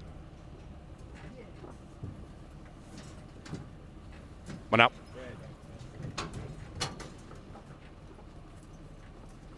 Our starter is Oscar Quitos as the favored El Tomate goes in. And they're racing, and they've broken a line. Midnight Royal being ridden for speed and aggressively by Chad Lindsay at 2.5 to 1, and Midnight Royal takes the lead and soars away by 2. It's Midnight Royal from the favorite El Tomate, who takes up the running to the outside of Kapala. Red's Mr. Z prominent just behind the leader, Midnight Royal, and the one in last is Preparedness. Only 4 lengths from front to back. Midnight Royal in front as they head up the barn side. El Tomate creeps up alongside, and the bookenders now put 1.5 on Kapala. Preparedness taken to the outside of Kapala, 3 lengths from the front, and after that, Red's Mr. Z, just 3, maybe 3.5 from front to back, and they have a half mile to travel, and El Tomate makes a sharp move on Midnight Royal. El Tomate, the 1-5 favorite, gains command into the far turn and runs away impressively by 2. Preparedness and Midnight Royal chasing. Now Midnight Royal goes to the outside of El Tomate and gives it right back to him. 6 and 1 in a personal match race. El Tomate still clear and clear by a half. Midnight Royal, Preparedness now 5 out of it. After that, Kapala, nothing from Red's Mr. Z, and here they come. El Tomate and Midnight Royal. El Tomate closest to the rail. Midnight Royal with the blue blinkers, and they're locked in battle into the final furlong. Midnight Royal gains command, but it's only by a head. El Tomate comes back beautifully on the inside. El Tomate, resurgent. The people's choice prevails gamely.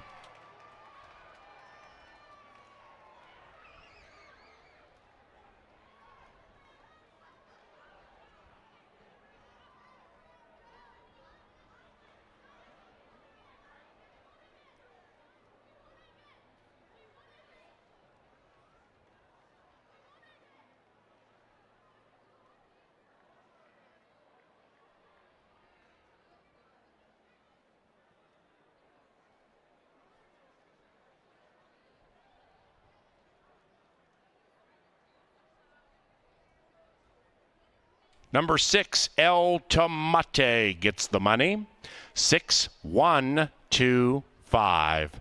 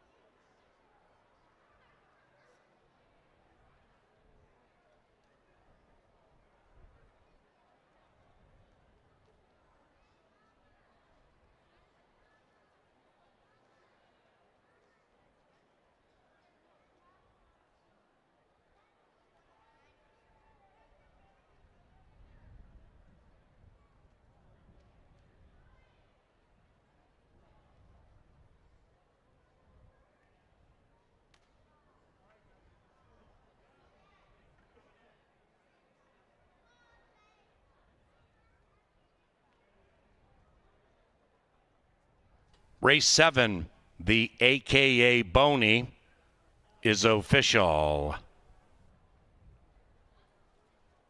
Superfecta paid 50 cents. 8th race, final live to the turf. It's firm. Scratch 3, Airmail Flyer. 6, Nebraska Gold is picked up by Kelsey Haar. El Tomate paid 240, 210, 210. Okay. And Midnight Royal 210, 210. Okay.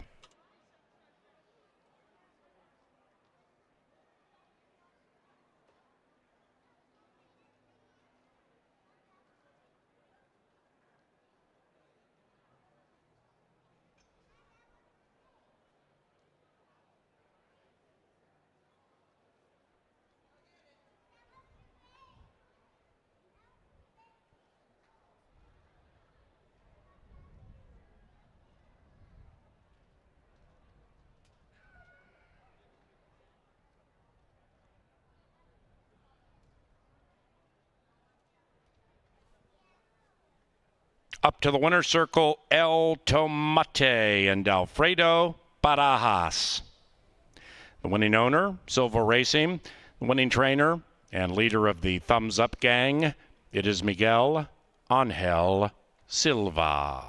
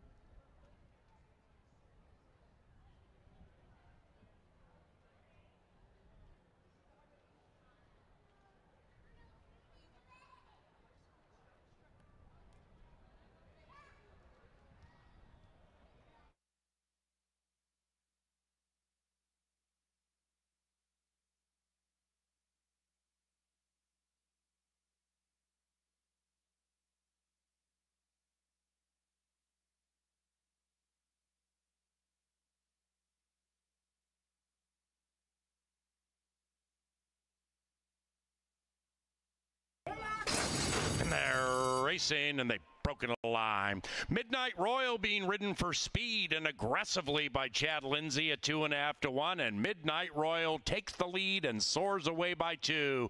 It's Midnight Royal from the favorite El Tomate, who takes up the running to the outside of Kapala. Red's Mr. Z prominent just behind the leader, Midnight Royal, and the one in last is Preparedness. Only 4 lengths from front to back. Midnight Royal in front as they head up the barn side. El Tomate creeps up alongside, and the bookenders now put 1.5 on Kapala. Preparedness taken to the outside of Kapala, 3 lengths from the front, and after that, Red's Mr. Z, just 3, maybe 3.5 from front to back, and they have a half-mile to travel, and El Tomate makes a sharp move on Midnight Royal. El Tomate, the 1-5 favorite, gains command into the far turn and runs away impressively by 2. Preparedness in Midnight Royal chasing. Now Midnight Royal goes to the outside of El Tomate and gives it right back to him. 6-1 in a personal match race. El Tomate still clear and clear by a half. Midnight Royal, Preparedness now 5 out of it.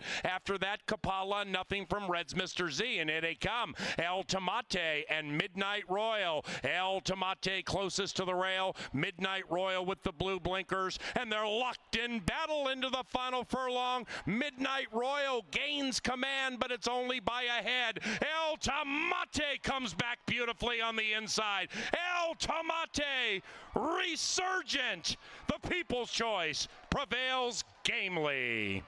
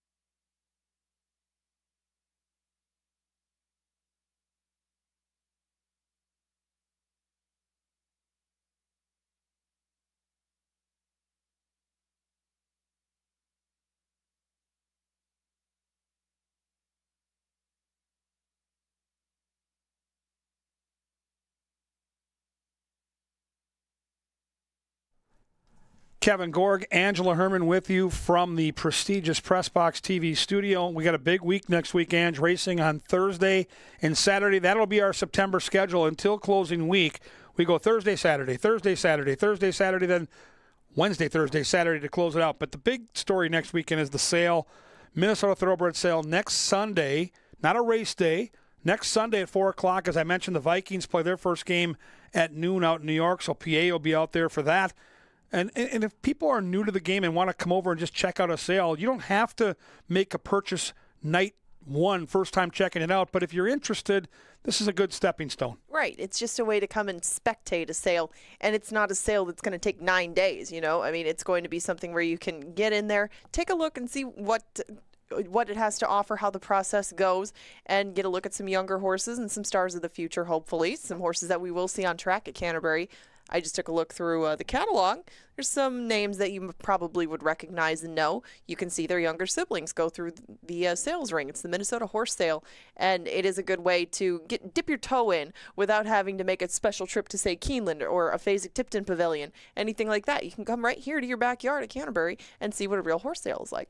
Yeah, we celebrated Bob Lothenbach this summer, and his passing was very difficult for Minnesota racing, but he is one of those guys that invested a lot of money in Minnesota racing and had a lot of success doing that. So check it out next Sunday at 4 o'clock. Right now we're going to check out the horses for the last.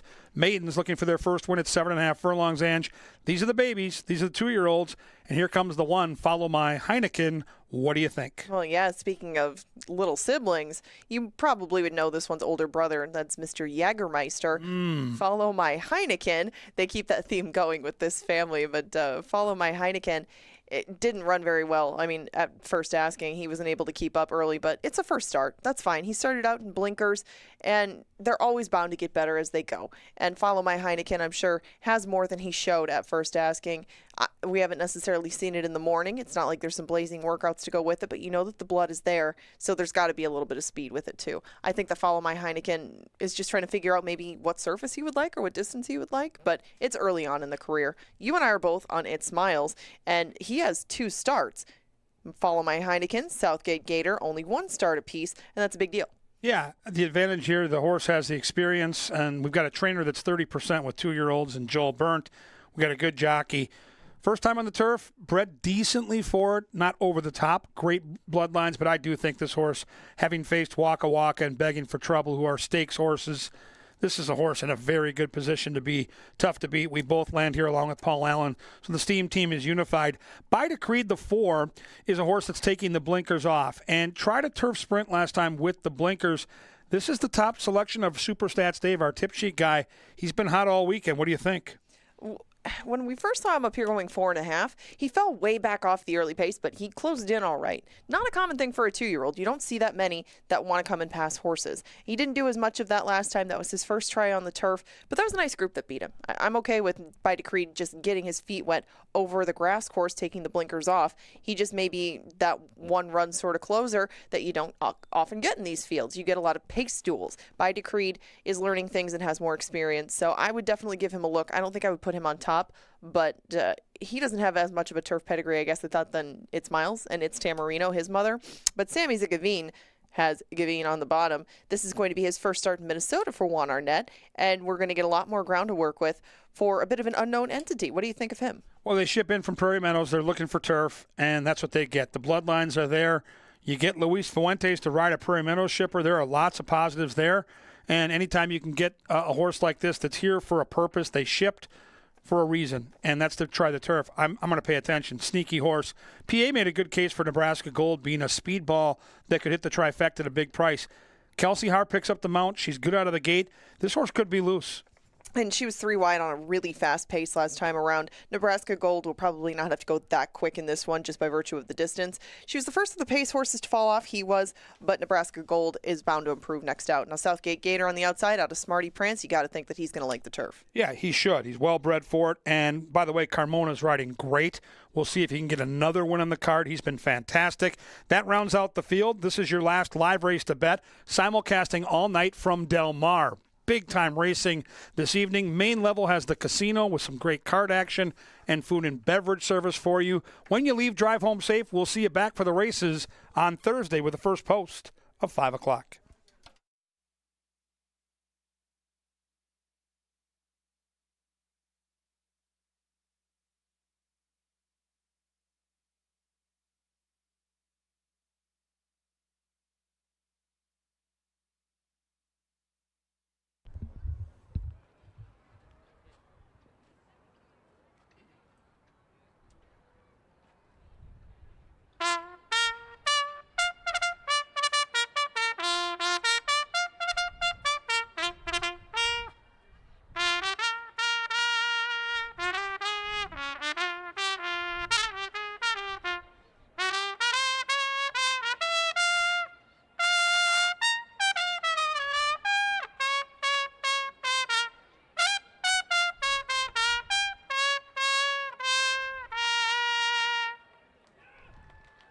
Thank you.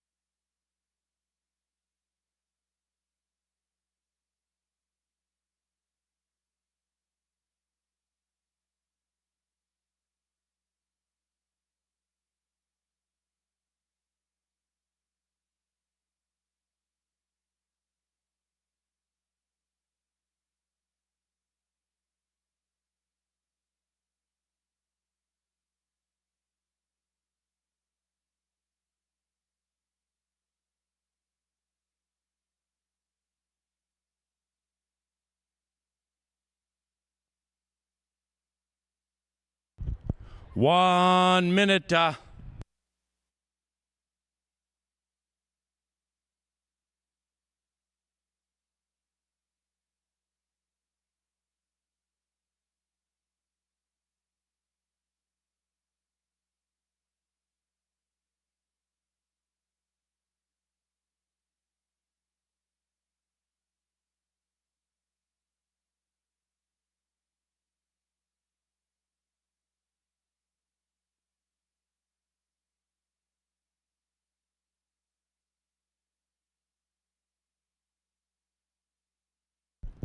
Don't get shut out.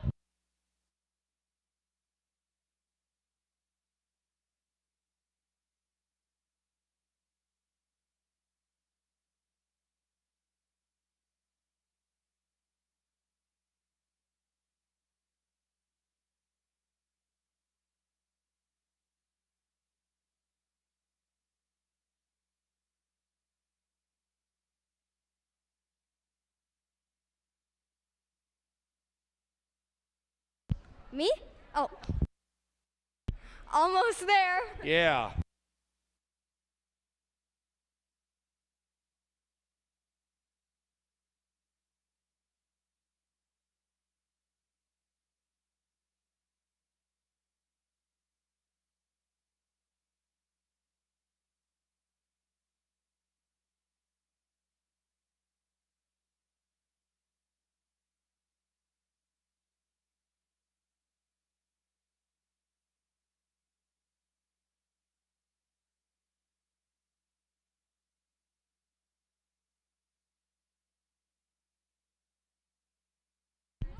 It's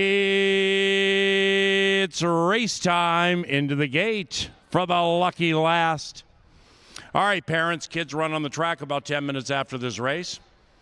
One race for kids 7 years of age and younger, the other for those 8 and older. A couple of 40-yard dashes down to the finish line. But first, it's Miles, 9-5 and favored. Southgate Gator, 2.5 to 1. By Decreed, 3.5 to 1. And they're moving in line.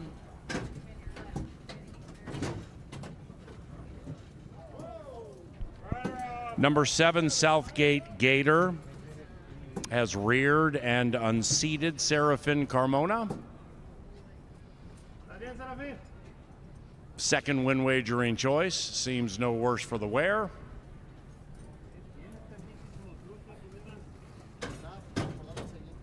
Carmona gets a leg up. Southgate Gator take 2.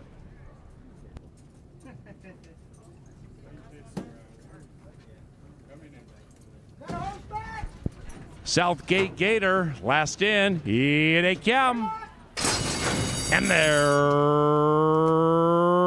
racing. By Decreed with speed, but not as much as Nebraska Gold. And Nebraska Gold bet down to 4 to 1, grabs the lead. Southgate Gator alongside. After that, Follow My Heineken. Ooh, number 2, it's Miles in very tightly. Full of run. Just had to check. Might have lost a length and change. After that, By Decreed outbroke the field. Now second last. Right next to Sammy's A Given. Up the barn side they go, chasing Nebraska Gold. Nebraska trying to be as good as gold in race 8. Southgate Gator on the prowl, 1 length in arrears. 2.5 behind that, Follow My Heineken. It's Miles in the clear, settling down, passed by Decreed, and joined by Sammy's A Given. The entire field is covered by 5, and they head into the far turn, and the tearaway speed. Nebraska Gold still leads it by 1. Carmona puts Southgate Gator under a full-out ride. Meanwhile, Nebraska Gold has not been asked to run. After that, By Decreed to the inside of Sammy's A Given. It's Miles under a full-out drive. Follow My Heineken behind that one. Now Nebraska Gold comes back to the pack. Up goes Southgate Gator. Outside of that, Sammy's A Given running a big one at 12 to 1. Southgate Gator along with Sammy's A Given. These two down to the wire together. Sammy's A Given, Southgate Gator. Sammy's A Given, Sammy's A Gift at 12 to 1.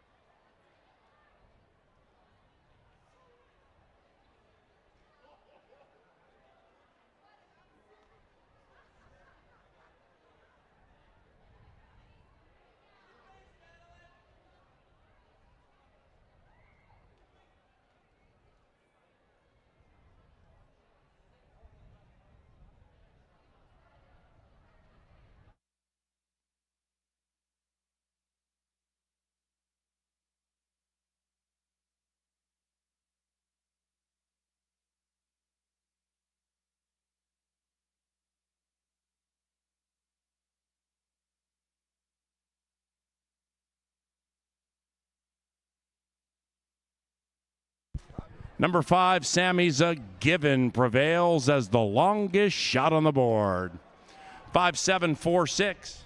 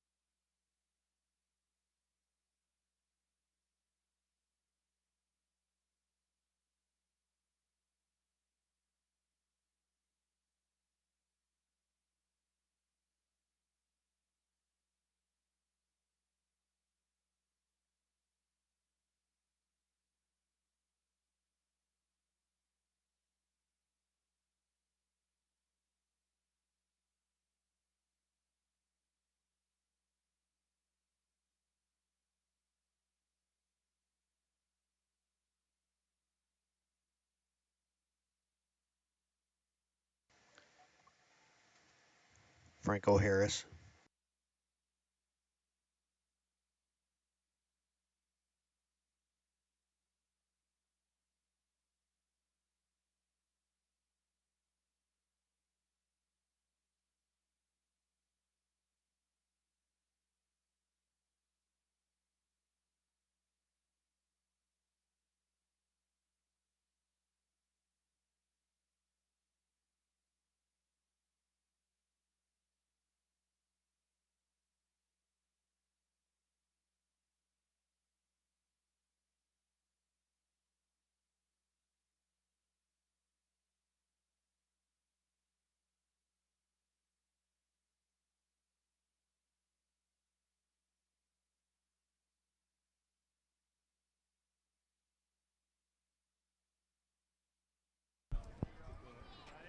And race 8 is official.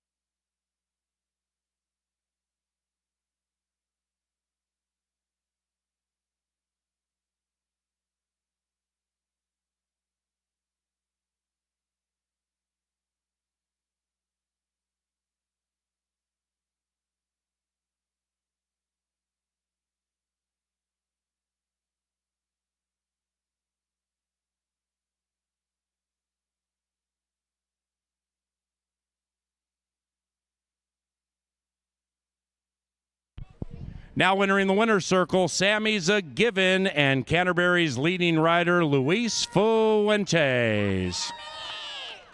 The winning owner and trainer, John Arnett, assisted on track by Veronica Litvin. All right, kids run on the racetrack within the next 5 minutes.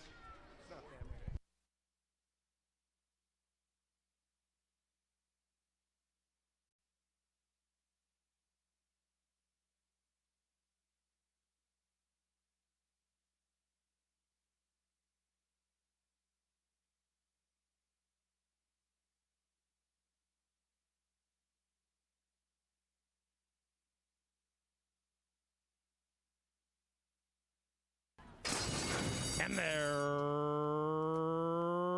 racing by by Decreed with speed, but not as much as Nebraska Gold. And Nebraska Gold bet down to 4-1, grabs the lead. Southgate Gator alongside. After that, Follow My Heineken. Ooh, number 2, it's Miles in very tightly, full of run. Just had to check, might have lost a length and change. After that, by Decreed, outbroke the field, now second last, right next to Sammy's A Given. Up the barn side they go, chasing Nebraska Gold. Nebraska trying to be as good as gold in race 8. Southgate Gator on the prowl, 1 length in arrears, 2.5 behind that. Follow My Heineken. It's Miles in the clear, settling down, passed by Decreed, and joined by Sammy's A Given. The entire field is covered by 5, and they head into the far turn, and the tearaway speed. Nebraska Gold still leads it by 1. Carmona puts Southgate Gator under a full-out ride. Meanwhile, Nebraska Gold has not been asked to run.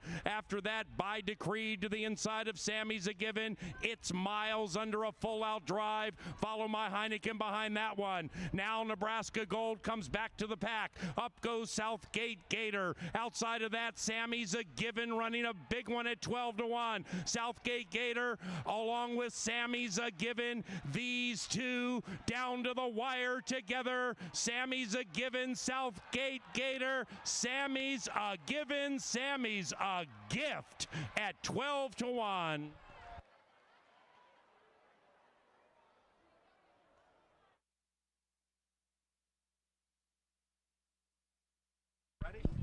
Here come the boys and girls to the dirt track. 7 and under, here they come. Gates open, head on out there behind the flags. You're going to run down to the flags at the finish line and run back. That will determine the winner. Head all the way to the inside, kids. Give everybody plenty of room.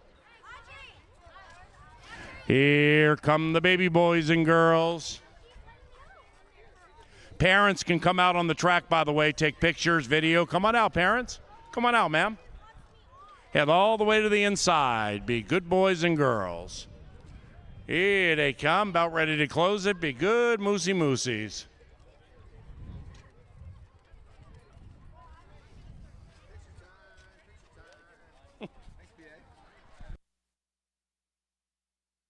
All righty, about ready to close the gate for the first one. Remember, you're going to the flags and back. Ready, go! And the little boys and girls go steaming down the Canterbury Park John Deere dirt.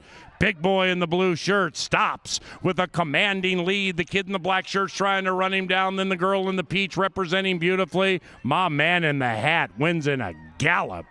Thank you, boys and girls. Everybody head out this way. Head out that way. Good job, boys and girls. Yay! Little buddy Mark Anderson, good job.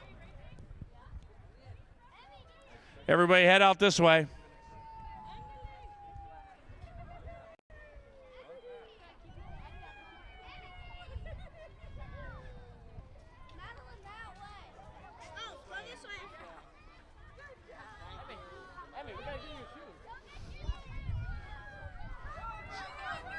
Somebody left their shoes on the track, so we have a willing and kind father running on the John Deere dirt to the 5, to the 4, 3-2, touchdown.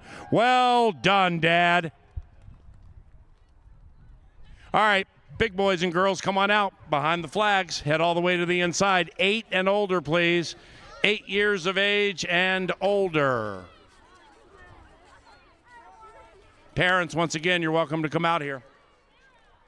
Give yourselves plenty of room.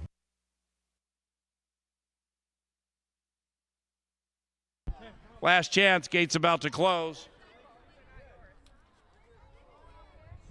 The word you are waiting for is G-O.